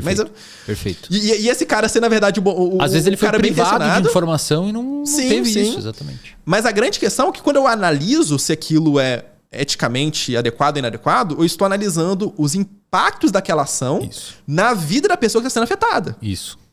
Isso independe das suas intenções, cara. Você pode ter boas intenções e fazer uma coisa muito ruim. Mas pode continuar. Que é o exemplo da epilepsia. O cara às vezes é sei lá, um bombeiro, salva a vida o dia inteiro, e aí naquele contexto teve uma epilepsia e virou café. Não é que ele é um malvado. Exatamente. Entendeu? Então beleza. Concordamos até aqui. Eu vou tentar ir um pouquinho além, tá? É que realmente eu quero saber a sua opinião. Eu acho que a gente vai acabar concordando, mas eu quero saber a sua opinião. Eu falei isso daqui uma vez no podcast do Fermento e, cara, foi um burburinho gigantesco, porque eu acho que, não sei, não se falava muito sobre isso e tal, não sei o que aconteceu. E a galera tirou conclusões totalmente equivocadas do que eu falei e acho que você acabou de explicar o porquê que eles tiraram conclusões equivocadas, porque eles acharam que eu falar que a pessoa não tem culpa significa que a gente tem que... Então, beleza... não precisa, de certa forma, tratar aquela pessoa. Não, então se ele não tem culpa, vamos deixar ele fazer o que ele quiser. E aí, Wesley, só é importante separar duas coisas. Uma coisa é nós não termos livre-arbítrio. E outra coisa é o fatalismo. A ideia de que nós não podemos modificar o curso da ação. Mesmo que a pessoa, inclusive, não tenha culpa, não significa que as ações que eu realize na vida dela, as minhas intervenções, não vão afetar o comportamento dela. Se eu posso criar uma intervenção que afete e modifique o curso da ação dela, eu devo fazer. Exatamente. Tá. A pessoa que, partindo para um segundo exemplo, a pessoa que tem um dano, porque ela, quando era pequena, ela caiu de uma árvore e aí ela teve um problema no córtex pré-frontal. Esse córtex pré-frontal ficou danificado, ela sofreu estresse na infância porque morava numa casa que os pais usavam droga, ela foi negligenciada, portanto o cérebro dela, de uma maneira geral, se desenvolveu de forma totalmente desadaptativa e na idade adulta ela cometeu um assassinato. Considerando as regiões do cérebro afetadas dessa pessoa, e considerando o que a gente sabe sobre essas regiões do cérebro, na minha opinião, seria o equivalente a você falar que a pessoa com diabetes tipo 1 tem culpa de ter diabetes tipo 1. Eu acho que essa pessoa não tem culpa da ação que ela cometeu, embora tenha sido uma puta de uma tragédia, que fique claro. Também Também acho que essa pessoa deveria receber um tratamento especializado e, dentro do possível, ser afastada da sociedade para não cometer isso de novo com outra pessoa. Qual que é a sua opinião sobre isso? Você concorda? Concordo, idêntico. Tá. Sim. Agora vamos... E isso vai ficando mais polêmico. Vai, eu não sei se tu tem problema, cara. Eu não tenho problema em falar sobre isso. Nenhum. Então vamos lá. Ó, o cara cometeu estupro. Vamos deixar a coisa polêmica, então. Crime perverso, né? Muitas pessoas, na verdade, praticamente todo mundo olha isso com muito maus olhos por conta do impacto que aquilo tem no psicológico da vítima. Eu posso pegar algum caso em que o cara não teve culpa exatamente disso. Uhum. Mas falar que o cara não tem culpa cria uma má interpretação na cabeça das pessoas de que eu estou dizendo que pode fazer. Nós temos que aliviar o lombo do cara, sabe? Isso. E às vezes sim, às vezes... Importante. As pessoas pensam que... Tem uma visão muito tosca de punição. De que, olha, o cara fez uma coisa errada. O que eu devo fazer? Devo reprimir. Cortar as bolas. Sabe? Exatamente. E assim, pode ser que funcione. Pode ser que, inclusive, seja melhor a fazer. Mas tem que ver empiricamente. Uhum. Pode ser que essas intervenções causem coisas muito piores. Pode ser que não ajudem em nada. Uhum. Mas a grande questão é que essa mera visão do senso comum, que é vingativa, na verdade, é uma punição vingativa, quando a gente avalia eticamente, parece que nós não temos boas razões para sustentá-la. O que eu devo fazer eu tenho que fazer o que deve ser feito para impedir com que isso aconteça. Uhum. Concordo. Mas muitas vezes pode ser que o que eu devo fazer com esse cara seja, na verdade, uma intervenção que não vai simplesmente puni-lo de forma a causar dor e etc. Pode ser que, por exemplo, eu tenha que ressocializar. Uhum. E aí pega mal, né? Porque Você fala, olha, o cara fez uma coisa muito ruim e eu tô sendo leve com o que ele fez. Mas, na verdade, a grande questão é a intenção por detrás. Isso. A merda que eu tô fazendo está impedindo que esse cara faça de novo? Se sim, é o que tem que ser feito. E aí, isso vai desde o cara ser internado numa clínica psiquiatra até essa especialização. Porque o fato do estupro, ele também é um gradiente, né? Provavelmente tem uns caras mais graves e uns caras que eventualmente vão responder melhor. Eu concordo tudo com você, cara. Estamos cancelados, então. Agora, nessa hora, tamo junto. Problema... Tamo junto. Assim, eu tô ignorando que a gente tá num podcast, eu tô aproveitando que eu tô com um filósofo que manja pra caramba pra falar sobre livre-arbítrio, que é uma coisa que eu adoro. E aí, se o pessoal quiser cancelar, aí foda-se. Se quiserem aprender o assunto, também fiquem à vontade pra participar. Eu concordo com você, cara. Concordo com você. Concordo que a galera entende errado quando a gente fala o sujeito não estava em condições psiquiátricas de conseguir ter noção do que ele estava fazendo. Concordo também com você. E, portanto, pode ter ali, pode gerar diferentes necessidades de intervenção. E concordo também que a galera escuta isso e fala, lá, os caras passam um pano para estupro. Não é isso que a gente está fazendo. É um nível de interpretação tão baixo que não dá nem para discutir daí, entendeu? Tá, vamos pro próximo nível. O cara vai avançando os níveis. Um casal de namorado tá na festa de relacionamento deles e o sujeito, o cara bebeu bastante e a gente sabe que o álcool tem como atividade a inibição do córtex pré-frontal, a mesma região que estava danificada no cara que fez o assassinato no exemplo anterior. Só que o álcool, ele não destrói a região, como uma queda de uma árvore, um derrame faz. O álcool, ele atenua, não é nem inibe, ele atenua a atividade da região, fazendo com que a pessoa fique um pouco mais impulsiva, mais agressiva e tudo mais. Nesse dia, esse cara, sei lá, velho, bateu na mulher, ou bateu num amigo, ou fez alguma cagada e roubou, sei lá, qualquer tipo de transgressão. Primeiro, você acha que esse cara é culpado? E segundo, esse cara revelou quem ele é? Ou ele não é aquilo porque estava com uma substância à luz da filosofia? Cara, isso é mais cinzento. Eu sei. Exatamente. É uma área mais difícil. Eu nem sei se tem resposta, cara. Na verdade, assim, o que acontece? Porque aí a gente poderia falar talvez da decisão dele de beber, né? Sim. Entendeu? E não só o fato de ter agredido alguém, mas da decisão dele de se passar na bebida, não sei. É difícil, eu entendo. Talvez nem tenha o que dizer. Eu não tenho posição em relação a isso. Mas, independente desse ponto, é só importante frisar que a culpa não é condição necessária para julgar aquilo como sendo certo ou errado. Dito isso, cara, a grande dificuldade que você tem nesse caso está relacionado também com o que nós chamamos de identidade pessoal. Quem que é você? Porque perpassa também por questões de personalidade que, quando o cara ingere álcool, talvez ele tenha retirado certos freios. Só que esses freios também fazem parte dele, assim, de certa medida. Ele também é essa pessoa com esses freios cognitivos.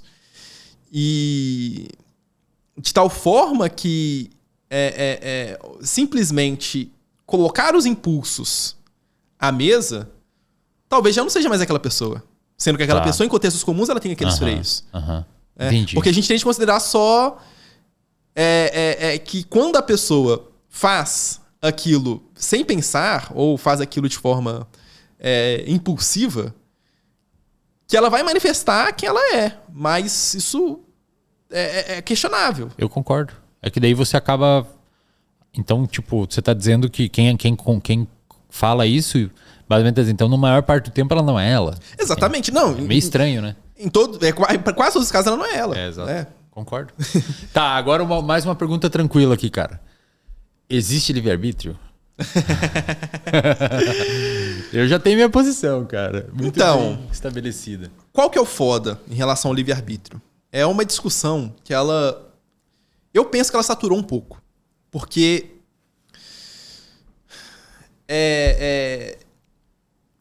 Em filosofia, as posições contrárias ao livre-arbítrio, puxadas por determinismo, e as visões compatibilistas, que vão pensar que há um espaço para o livre-arbítrio, geralmente elas vão partir de conceitos diferentes. A ideia... E aí vai depender de cada coisa. Se a gente traçar como sendo livre, simplesmente haver possibilidade, haver a sensação de que eu posso tomar uma decisão e controlar essas minhas funções e controlar essa minha ação pelas funções cognitivas, pelas funções executivas, basicamente essa sensação subjetiva seria suficiente para falar que eu tenho algum tipo de livre-arbítrio, né? Só que você percebe que esse conceito ele tá muito frouxo, porque aí de fato não seria tão difícil você concluir que tem livre-arbítrio a partir dessa visão. Eu quero pegar essa água aí. Eu peguei a água, exatamente. Eu tô partindo de uma certa concepção que é ampla o suficiente para englobar a ideia de livre-arbítrio. Aí eu acho que sim, você pode concluir se você só tem essa noção. Mas agora, se eu começo a restringir essa coisa e começo a falar que, olha, não, na verdade, assim, para você ser livre, você depende de ter controle sobre uma vasta gama de coisas que influenciam o seu comportamento, né? Como, por exemplo, processos de neurotransmissores que fazem com que você queira, por exemplo, desejar água e etc. Caso que você tenha um conceito que necessite desse controle, a coisa fica mais difícil de você conseguir concluir que você tem livre-arbítrio. Você acaba dizendo que as coisas são determinadas, né? Que eu não tenho livre-arbítrio. Então, depende do conceito. É isso. Mas na sua opinião geral, assim? Na minha opinião geral, por muito tempo eu pendi para a ideia de que nós não temos livre-arbítrio, mas eu percebia que isso trazia confusões verbais. Por isso, agora eu falo que, olha, apresenta para mim o conceito que eu falo se a gente tem ou não tem. Tá. Sabe? Eu não sei o conceito, assim, cara. Eu olhando para a neurociência, eu não consigo encontrar no cérebro espaço para livre-arbítrio. Sim, sim. Eu não sei aonde que tá no cérebro a vontade. Eu sempre falo assim, cara, se você quiser me mostrar que existe livre-arbítrio, me mostre um neurônio que dispara um potencial de ação sem a influência de um outro neurônio, que foi influenciado por um outro neurônio, que foi influenciado por um outro neurônio, que foi influenciado por hormônios, que foi influenciado por uma neuroplasticidade, que foi influenciado pelo ambiente. Eu não consigo encontrar aonde está o homúnculo cerebral, que é um homenzinho escondido nos nossos neurônios, que controlam as nossas vontades e a gente consegue ligar ele e desligar quando quer. E mesmo que tenha esse homúnculo a você, que já seria um outro problema também, né? Pois é. Então eu não consigo encontrar, assim, e fora os troços. Aí que tá, Eslen. E esse é o grande problema dessa discussão, por isso que eu digo que ela saturou. Porque o cara que defende o compatibilismo, ele vai poder concordar contigo, ele não vai querer defender que existe esse homúnculo. Ele só vai ter um conceito muito frouxo de livre-arbítrio e falar, olha, não, na verdade, assim, essa sensação subjetiva já é suficiente. Olha, eu levanto aqui o copo e eu uso isso para diferenciar, por exemplo, em casos de epilepsia, que eu não tive controle nenhum. Então eu falo, olha, esse caso tem livre-arbítrio, esse caso mas daí, livre. Mas, cara, pra entendeu? Mim, o cara... Puta, mas daí é foda, velho. Sim. Eu concordo, Aí é complicado, então eu vou decidir só quando me convém. Entende? Eu entendo eu entendo esse tipo de argumento, mas... Sem falar assim, a gente tem uma cacetada de estudos em neurociências mostrando que coisas minúsculas que a gente jamais iria imaginar influenciam no nosso comportamento sem a gente perceber. Por exemplo, tem estudos mostrando que se você botar um rosto em cima de uma lixeira no banheiro, a galera puxa mais descarga e bota mais papel no lixo. Aí quando você pergunta para eles o porquê, eles não sabem relatar. É porque estavam sendo observados. Tem um estudo famoso na PNAS com juízes, mostrando que os juízes, não sei se você conhece esse, eles analisaram 4.000 julgamentos na corte americana e eles viram... Em relação com o calor, né? Não, eles viram que os juízes davam penas muito mais agressivas quanto mais longe eles estavam da última refeição. Da última refeição. E era bizarro, tipo, refeição, as penas melhoravam, ficavam mais brandas. Começou a ficar com fome, eles ficavam mais agressivos. Quando você vai ver a funcionalidade do cérebro, a região que é metabolicamente mais custosa é o córtex pré-frontal, que é onde mora a empatia. Será que esses juízes, aí é uma hipótese, será que esses juízes, por ter uma redução do metabolismo do córtex pré-frontal, por conta de ter uma redução de glicose no sangue, eles estavam ficando mais agressivos pelo cérebro ter mais dificuldade de processar empatia? Pode ser. Ou porque fome aumenta cortisol? Pode ser. Então existe uma série, cara. Por exemplo, se você pegar uma pessoa, tem vários estudos mostrando isso, e um americano, você coloca ele numa sala e você deixa um odor com um cheiro ruim, eles tendem a ter opiniões mais conservadoras sobre casamento gay. Se você pega uma pessoa e coloca para ela mascar uma coisa nojenta, ela tende a emitir opiniões moralmente nojentas. Ela fica moralmente mais nojenta. Então tem muita sabe, tem muita coisinha. Quando a galera, exemplo bobo da galera compatibilista. Ah, não, mas eu quero escolher essa fruta mais madura aqui porque eu tenho livre-arbítrio. Cara, talvez você nasceu e teve influências diferentes desde quando você não era você, via epigenéticas e tudo mais, que permitiu com que os seus receptores olfativos no nariz consigam sentir melhor um cheiro de uma planta, de uma fruta madura. Será que foi você que escolheu? Será que se não tivesse esses receptores você ia escolher igual? Então eu tenho sérios problemas com o conceito de livre-arbítrio e a galera normalmente fala, então vou fazer tudo que cada um faz o que quer, então vou matar todo mundo e você é tirando na rua. Pelo contrário, tem estudos mostrando que se você pega uma pessoa, normalmente eles dividem em 3 grupos, né? Tem a pessoa que não acredita no livre-arbítrio, tem a pessoa que acredita muito no livre-arbítrio e tem o cara em cima do muro. O que os estudos normalmente fazem? Pegam essa pessoa aqui que acredita no livre-arbítrio e eles dão alguns trechos de um livro do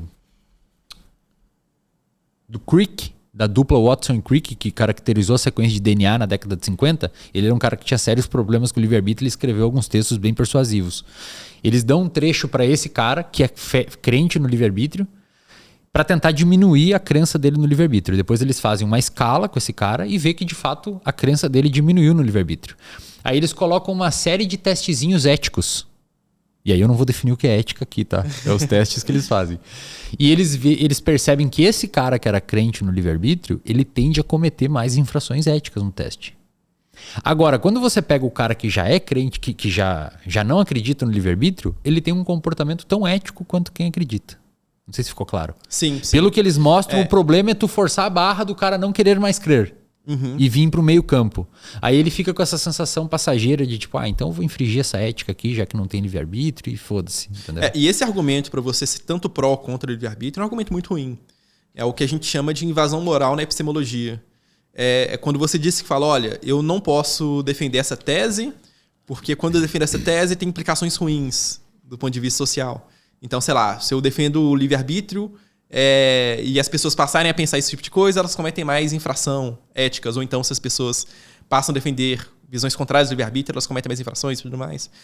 Aí o cara tá confundindo as coisas. Uma coisa é os impactos sociais de certas teorias científicas. E aí eu não tô dizendo que nós não temos que importar com isso. Isso realmente é relevante, só que isso não pode ser a régua da epistemologia. Eu não posso dizer que simplesmente é verdadeiro porque eu estou querendo o resultado positivo na sociedade, mesmo sendo falso, sabe? Isso é complicado. É uma discussão muito grande, essa questão toda, sabe? Perpassa muitas coisas. Eu posso te... Claro, fala aí. Você me jogou alguns dilemas morais. Eu queria saber um pouco da sua visão jogando alguns dilemas. Eu posso fazer esse processo também? Claro, óbvio. Vou começar com um clássico, né? Dilema do bonde. Você tá ali, tem um bonde atravessando, né? Você deve conhecer muito bem. O bonde vai na direção de 3 pessoas amarradas num trilho e você pode desviar esse bonde para uma outra linha que tem só uma pessoa. Você puxa para desviar? Tem um cara chamado Antônio... Eu vou responder, mas claro. Deixa eu... Tem um cara que já fez estudos neurocientíficos nesse dilema. Eu não sei se você conhece os estudos. Alguns. O que eles fizeram? Era eu já vi os caras testando isso na prática. O que as pessoas fazem. Na prática eu nunca vi. Eu vi em experimento de... assim, em teoria, né? Coloquem como se a pessoa tivesse. Sim. Obviamente. Poxa. O cara fala de ética pra caramba aqui. Vamos matar uma galera no bonde aí. Eu vi desenhos pra ver o que acontece no cérebro de quem decide. Eles fizeram dois experimentos. O primeiro, tinha 5 pessoas num trilho e uma no outro. A pessoa tinha que... o trem estava vindo e ia matar 5 pessoas. Ela podia puxar uma alavanca e desviava o trem para uma pessoa, né? Okay. No outro desenho, 5 pessoas no trilho, uma pessoa aqui. Só que em vez de puxar a alavanca, ela tinha que empurrar uma pessoa na frente do trilho. Na verdade, não tinha uma pessoa aqui. Perdão, não tinha uma pessoa aqui. Tinha 5 pessoas no trilho e para parar o trem, em vez de puxar uma alavanca, ela tinha que empurrar a pessoa com a mão dela. Em termos numéricos, mesma coisa. Ou mata uma pessoa ou mata 5. Só que muda o comportamento. Num tu tem que puxar a alavanca, no outro tu tem que empurrar a pessoa.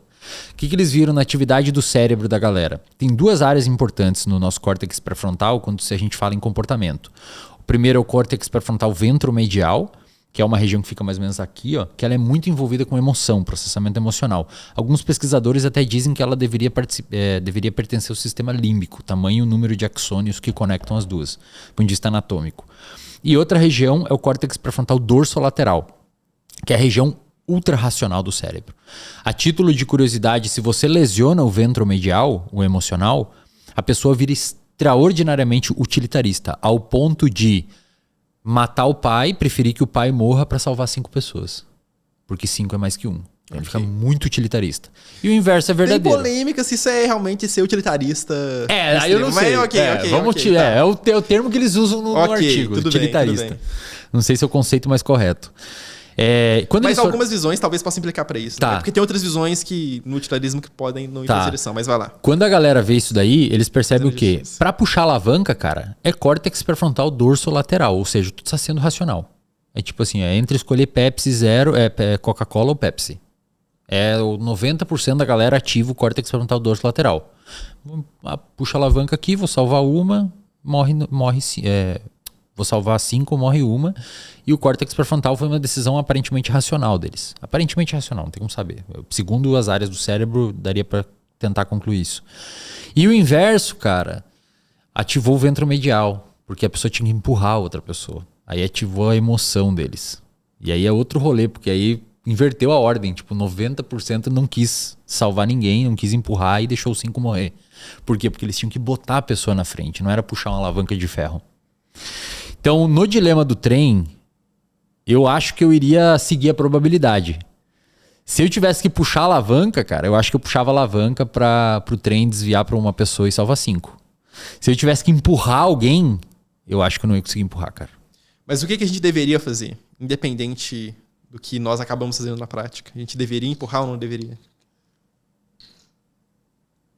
Não sei, cara. Você tá dizendo, tipo, deixa o curso natural acontecer ou... Porque a grande questão, quando nós falamos de dilemas morais, é que, obviamente, é muito interessante saber como é que a gente age na prática, mas o que nós queremos saber é colocar um norte adequado. Uhum. Qual que deveria ser a nossa ação? E aí a grande questão é, o que seria o certo a se fazer? Permitir com que o trem vá e mate a maior parte das pessoas ou tentar diminuir a quantidade de pessoas mortas? Não sei, cara. Difícil. Porque, assim, teoricamente, eu iria... não sei, cara. Não sabe? Eu vou complicar um pouco mais as coisas. Tá. Uma coisa chamada paradoxo da enfermeira. Já ouviu falar? Não. Imagine que... Esse é outro dilema moral. Outro dilema. Tá. Imagine que tem uma enfermeira em um hospital com 5 pacientes em quadro grave, né, que estão prestes a morrer. E que precisam de transplantes que ela não tem ali doadores para que possa realizar esses procedimentos. Mas ela lembra que no hospital tem ali o João. O João é um cara assim que ninguém liga muito para ele, assim, não tem família, um cara meio solitáriozão e que tem os órgãos saudáveis. E ela pensa que, olha, se eu matasse o João e tirasse os órgãos dele e desse para 5 pessoas, eu poderia salvar 5 vidas a troco de uma que ninguém dá muita importância. Cara, olha aí você colocou alguns elementos que permitem com que o meu sistema empático mude, entendeu? É diferente de puxar uma alavanca. Uhum. Porra, vou matar o cara pra tirar os órgãos dele, cara, entendeu? Eu acho que a enfermeira não deveria fazer, cara. Eu acho que a enfermeira deveria deixar o João, não tem direito de fazer isso com ele. Caso contrário, vira uma zona. Sim. Não sei se é a resposta certa, tá? Eu imagino que... Não sei. E isso é dificílimo, Wesley, por conta justamente desses dados que você trouxe neurocientíficos. Porque são áreas conflitando, formas de raciocínios conflitando, que acabam contaminando na nossa decisão moral. Porque veja que nós ainda estamos falando de matar uma pessoa para salvar 5. Né? Tem mais complexidade nesses casos, porque, por exemplo, alguém poderia argumentar que fala, olha, mas a cirurgia é mais incerta. O trem, modifiquei o trajeto do trem, é certo que eu vou salvar as pessoas. A cirurgia, não. E há outros detalhes em relação a isso, né? De que, olha, eu teria que matar de todo jeito. No caso do dilema, nesse eu posso optar por não matar. Ou iam falar, eu me omiti a mexer na alavanca, eu ia ter matado 5. Mesmo eu não ter Sim, mexido na alavanca. E no caso, eu me omiti nesse caso, no caso da cirurgia. Mas diferente. a omissão. Há variáveis éticas que diferenciam realmente um caso do outro. Mas ainda é uma situação em que você pode matar uma pessoa para tentar salvar mais. E aí, as respostas morais tendem a variar por conta dessas outras variáveis que acontecem, mas principalmente por conta de não haver apenas uma questão de decisão racional, mas também de sensação. Perfeito. Como você falou, né? Uma sensação emocional de que, olha, matar alguém é uma coisa profundamente ruim e que tirar os órgãos dela, então... eu ia te perguntar até assim, como é que foi a vida dessa enfermeira, entendeu? Olhando do ponto de vista de neurociência. Quais foram as contingências passadas a quais ela foi exposta, entendeu? Pra pessoa pensar nessa possibilidade, como é que ela foi tratada na infância dela, como é que foi o nível de estresse dela, como é que tá o nível de glicose dela no sangue, por quê? Se a enfermeira ela tem um componente empático, talvez, ou se na família dela morreu tragicamente 5 pessoas num acidente de carro, talvez ela tenha uma propensão maior a tirar os órgãos do Joãozinho e dar para essas outras 5 pessoas, porque ela tem histórico de interações com contextos ambientais e contingências específicas que inclinam o comportamento dela a julgar como moralmente correto salvar aquela galera. Por quê? Ou talvez a galera que tivesse sentado era, sei lá, uma galera que torcia pro Grêmio e o Joãozinho era do Inter. E ela é gremista fanática, talvez ela julgue como isso, entende? Já que a gente tem essa propensão a formar nós e eles. Tem essa influência também, né? Então, o João, na verdade, agora um cara que odeio, né? Será que a enfermeira ela é uma americana e os outros 5 são pessoas do Oriente Médio e o Joãozinho é um americano, ou o inverso? Será que o Joãozinho é do Oriente Médio e os outros são... Isso tudo vai influenciar, cara. É uma pica gigantesca. As pessoas podem falar que, olha, eu não mataria ou não deveria matar, mas se eu mudo, falar, não, mas o João, na verdade, é o Lula ou o Bolsonaro. E aí o cara é militante radical falar, não, aí a história é diferente. Exatamente. Mas é uma vida, né? Exatamente, continua sendo uma vida. Próximo, cara. Um último. Esse é um caso ligeiramente diferente. Na verdade, muda a situação, mas... vai trazer algumas questões interessantes pra gente discutir aqui também. Tá. Esse já é um teste que aparece em psicologia moral. E eu não vou lembrar dos nomes aqui, né? Mas o Jonathan Haidt, ele apresenta em uma pesquisa casos em que ele leva para a população certos dilemas em que as pessoas têm que responder se elas acham que os comportamentos são certos ou errados. Eu vou dar um exemplo aqui. Considere que João e Maria sejam irmãos. Conhece? Não conheço. O dilema? Não conheço. E esses irmãos estavam na férias da faculdade e resolvem fazer sexo. E aí eles usam preservativos, tomam todos os cuidados para que não ocorra nenhum problema. E resolvem depois guardar segredo em relação ao que eles fizeram. Né? E fica por isso. Aí a pergunta a ação dos irmãos é moralmente adequada ou imoral? Puta merda, velho. Difícil, hein, cara? Não sei, velho. Não faço ideia, de verdade. Grande parte da população, eu não vou lembrar dos dados de cabeça, eu não sou bom de dados como você eu imagino consegue que trazer dizem que é imoral. A maioria vai pensar que é imoral. Eu imagino que sim. Mas a grande questão, olha que fantástico desse caso. Por quê?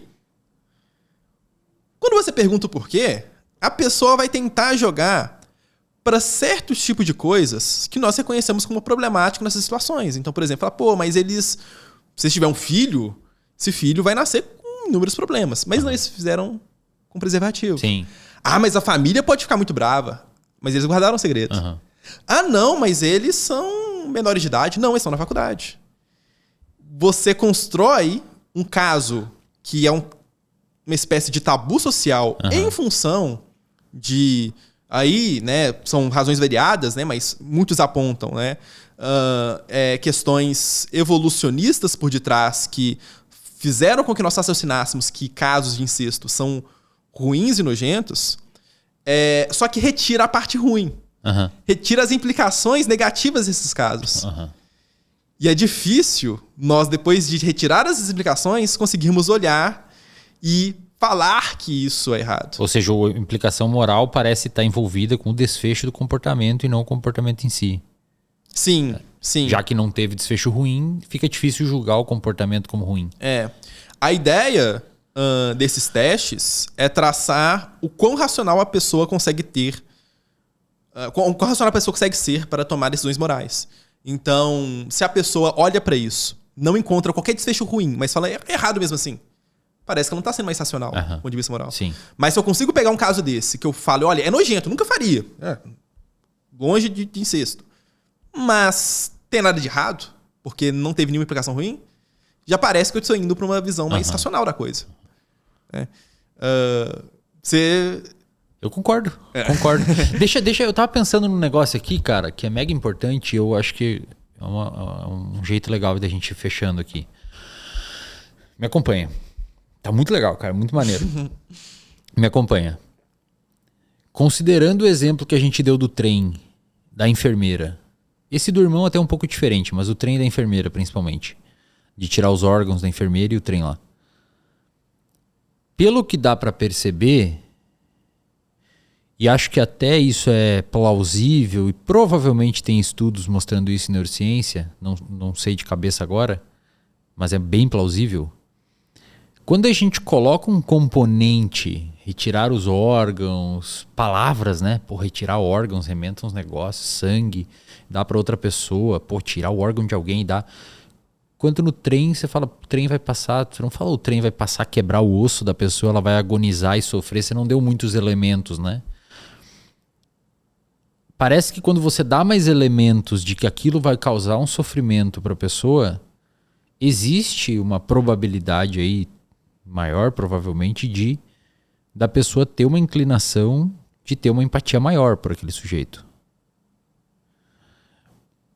Isso, na minha opinião, mostra como que é muito pouco provável que a gente tenha, não sei, governantes ou, enfim, políticos ou políticas públicas ou pessoas que estão organizando as intervenções a nível de política pública que consigam olhar de forma mais empática para a população sem que elas desçam do salto e consigam criar elementos tal qual a gente falou dos órgãos, olhar lá, entender que o moleque tá sem saneamento básico e não consegue dormir porque tá um calor infernal e não tem ventilador em casa e, portanto, não estuda, enfim.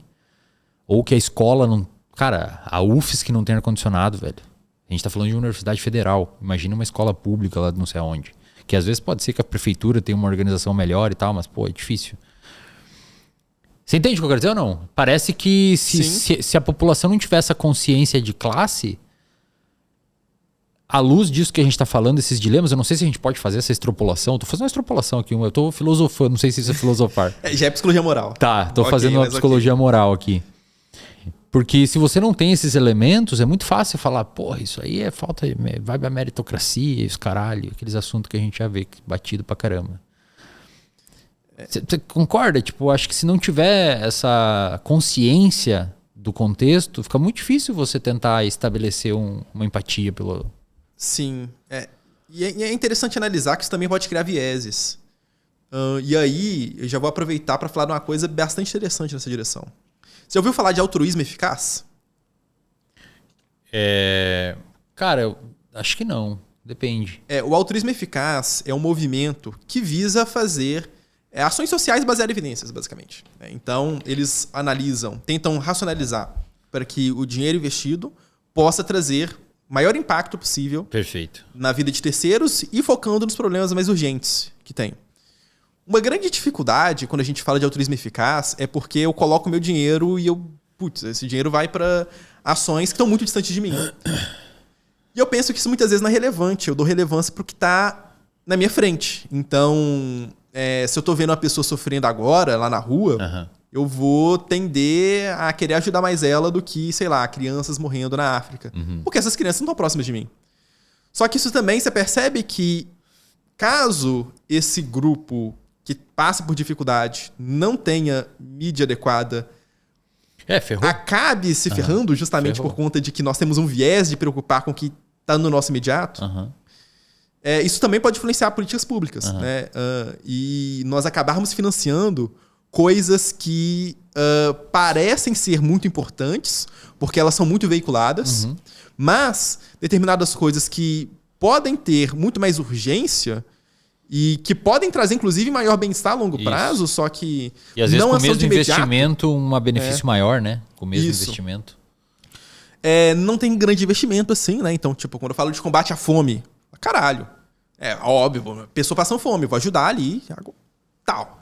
Mas eu posso ter, talvez, uma ação política que seja muito mais complexa, em que eu mexer em detalhe da reforma tributária, que vai mudar completamente o cenário econômico do país, que vai, inclusive, impactar na fome das pessoas. Isso é mais difícil de você conseguir estabelecer força para essas questões que não sejam simplesmente de impacto imediato, né, para aquela questão específica. Concordo. Então, tem esses dois lados, assim. E aí é uma questão agora de estratégia, de psicologia moral mesmo, para fazer com que as pessoas consigam reconhecer a importância dessas coisas que é mais difícil de se enxergar. Deixa eu te perguntar, cara, eu não sei se você fala sobre isso, se não quiser falar, é super tranquilo. Você falou que você é vegano, né? Sim. Não sei se você fala sobre esses negócios abertamente ou tem Não, algum eu falo. problema? No caso, eu não tenho feito divulgação científica, né? Então talvez muitas pessoas acabam não conhecendo algumas posições. Bom. É que eu acho, eu queria ouvir, se você quiser falar, óbvio. Qual foi a linha, o raciocínio que você fez para chegar nessa decisão? Se é que foi sua decisão, né? Então, meu córtex pré-frontal. Basicamente, cara, hoje eu acho dificílimo uma pessoa defender valores morais, objetivos e não defender direito dos animais. Porque qual que é basicamente o raciocínio por detrás? Se eu digo que o sofrimento é algo moralmente relevante, o bem-estar também é moralmente relevante, por qual razão eu deveria dizer que somente o sofrimento humano importa? Basicamente, a forma que eu tenho de sofrer pode ser específica a mim, mas também há sofrimentos similares em seres sencientes. E, cara, quando eu decido matar um animal para me alimentar, por exemplo, num contexto em que eu posso tomar uma ação diferente, eu estou basicamente privilegiando o meu gosto paladativo, porque a grande questão é essa, né, o gosto da carne, em detrimento da vida daquele animal. Tá. A coisa tá muito desbalanceada, cara. Eu poderia muito bem abrir mão desse gosto, caso eu consiga ter condições financeiras e forma de suplementar para continuar saudável, etc, etc, etc. E tomar uma ação que possa impedir algo que é ruim, que é causar sofrimento desnecessário.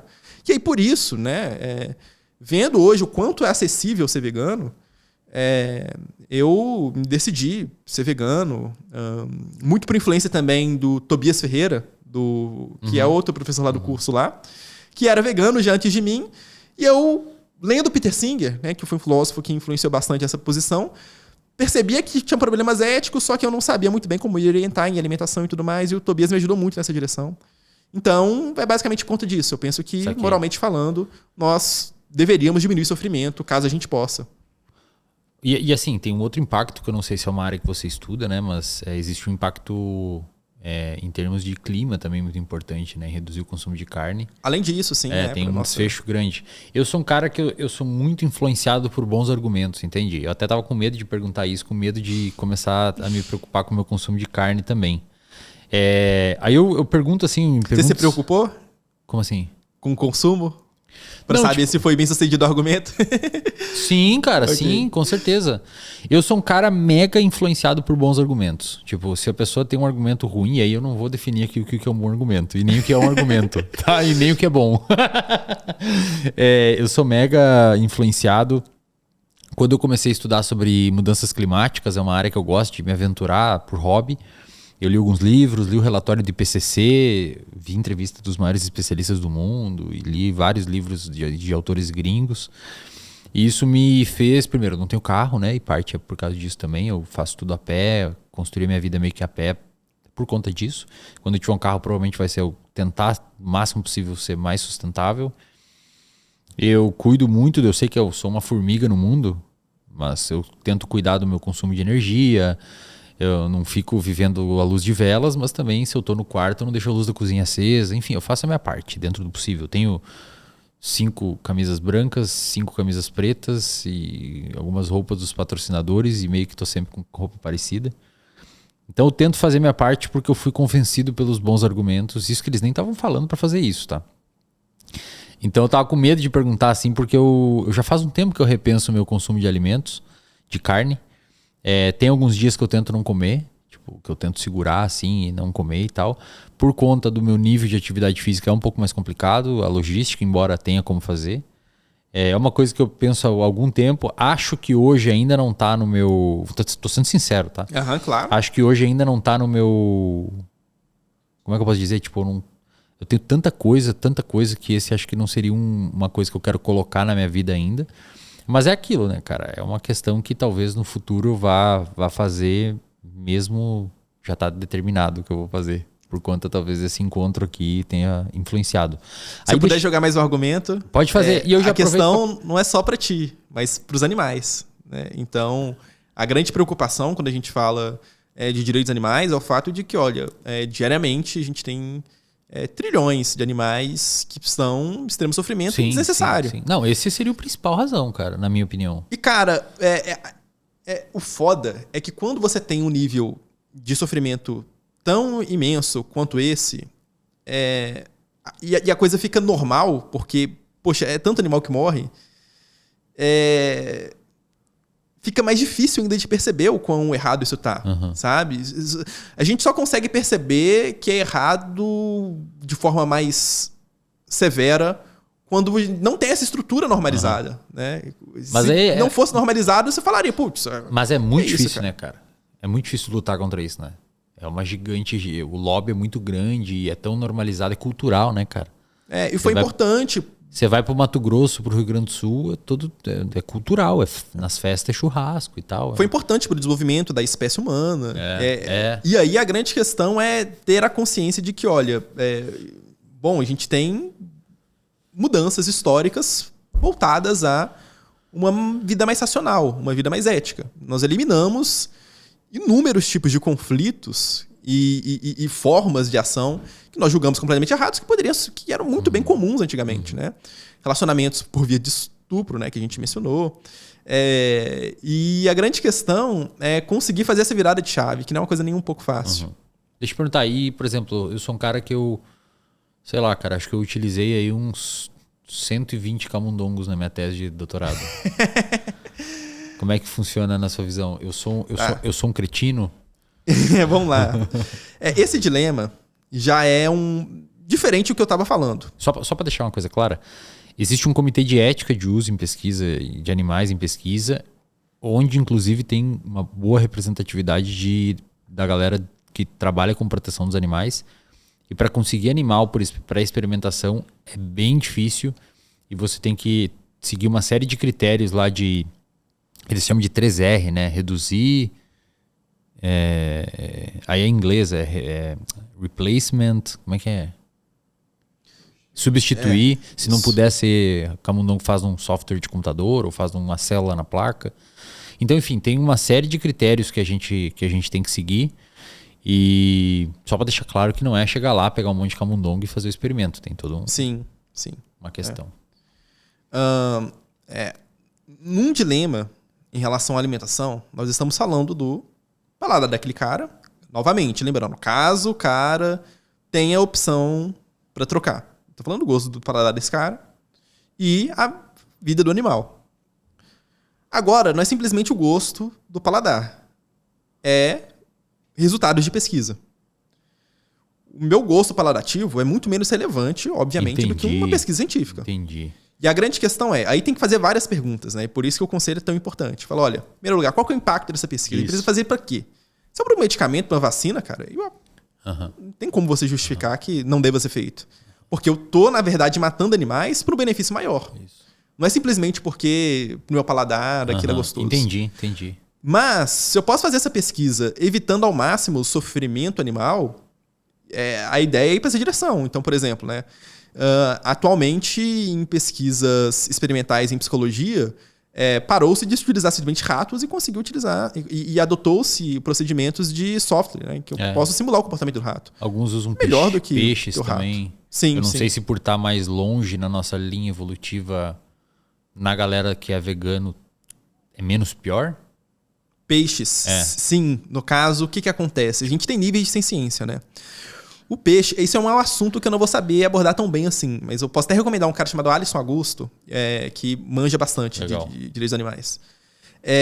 Mas é fato que o peixe, em nível de ciência, nós temos mais dúvidas em relação à dor, porque ele se debate, né? Quando você tira da água, beleza. Mas você não sabe se exatamente que ele é dor no sentido dos outros animais, sabe? E se com certeza, num nível menor. E aí parece que usar peixe, né, é menos problemático. Entendi. Geralmente, o argumento do direito dos animais aos peixes é pelo benefício da dúvida. Como a gente não sabe exatamente com tanta precisão assim se realmente ele é senciente ou se não é, vamos pro caso de considerar que ele é senciente, porque esse é o caso que tem mais impacto, né? E por exemplo, o cara posso fazer uma coisa muito errada. E o cara que, por exemplo, ele não tem grana para ser vegano, porque a gente sabe que talvez tem um custo um pouco mais elevado, ou não tem feira perto, enfim, a logística não permite, é mais fácil ele comer ovo, comer queijo industrializados e tal. Como é que, eu não sei se não é uma recomendação, mas como é que você olha isso? Cara, isso é uma coisa curiosa. Eu pensava mas antes de ser vegano... Mas ele quer ser, só não tem condições. Sim. Eu pensava antes de ser vegano, na verdade, que o veganismo era uma coisa caríssima e tal. Tinha toda essa visão. Na verdade, para mim foi o contrário, pelo menos. Mas, assim, experiência de Belo Horizonte, eu não sei como é que pode ser em outros lugares. Na verdade, estava até em Ouro Preto quando eu me tornei vegano. Porque carne é uma coisa muito cara, na verdade. E, assim, a substituição da carne, principalmente, tem que ter pela B12, porque B12 você não tem em plantas. Então, suplementação de B12 é obrigatório. B12 baratíssimo, assim, tipo... sei lá, se o cara mora no interior, talvez não sei se tenha B12 para ele comprar, mas tem online. Hoje em dia é muito difícil você, no mercado globalizado, não conseguir ter acesso a certos tipos de produtos. Você pode não conhecer, mas muitas vezes é acessível.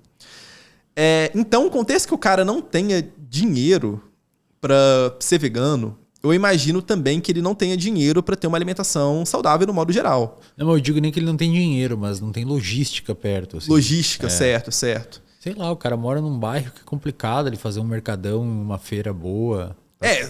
Para esse caso não há contexto em que ele consiga ser vegano, aí o que é o mais interessante? É que ele pudesse fazer um consumo que consiga reduzir ao máximo danos. Por exemplo, uma forma de consumir produto de origem animal que é menos problemática. Eu crio galinha no meu quintal, ela bota ovos, eu como os ovos da galinha. Porque aí não tem nada de moral disso. Bem-estar, entendi. Exatamente, né? Se a galinha é tratada bem e tudo mais, né? Eu posso consumir dessa maneira. Eu não tenho recomendações nutricionais nisso, não sei se os ovos, é uma boa recomendação nessa direção, mas a grande questão é que é focar em redução de danos. Nesse caso, você tem casos óbvios, por exemplo, de pessoas que vivem em regiões inóspitas, como, por exemplo, Polo Norte, que aí é carne, é peixe. Não tem o que fazer. Não tem como fazer. Então, olhar quais são as possibilidades. Se há possibilidade de você reduzir danos, reduz danos. Perfeito. Esse é o ponto. Cara, deixa tua rede social aí pra galera. Onde que o pessoal pode te encontrar? Então, eu tô tentando voltar com a divulgação científica. Espero que possa ser bem sucedido, mas o pessoal consegue me encontrar no Implicações Filosóficas. Meu Instagram. Isso. Tem um canal no YouTube também, que eu tenho que voltar a postar vídeo, mas você pode pesquisar por lá. E principalmente pela BPBE. Né? Eu atualmente estou muito mais na BPBE do que qualquer outro lugar. E aí é um time completo, assim, né? Com mais de 70 colaboradores pelo Brasil todo, que nós estamos aí com a missão de promover a psicologia baseada em evidências, assim como o IPBE, cada um da sua forma. E assim, fico muito, muito, muito feliz mesmo, Wesley, dessa possibilidade, que a gente possa aqui conversar de filosofia, né? Uma filosofia diferente, talvez, do que a pessoa acaba encontrando, né? Porque na escola estuda muito história da filosofia, que não é filosofia de verdade, né? Assim, do ponto de vista dessa discussão mais teórica. Então, é isso. Legal. Muito obrigado, cara. Pô, fiquei felizão. Papo legal. Quanto tempo deu aí, Gabi? 2 horas já, trocando ideia. Passou rápido. Que da hora. Pessoal, se inscreva no canal, por favor. Compartilhe este episódio com quem você julga que possa ter interesse. Essa semana nós chegamos no top 1 no Spotify na categoria Ciência no Brasil. Parabéns. Então, olha aí, obrigado pela audiência de todo mundo aí. E nós nos vemos no próximo episódio. Até lá.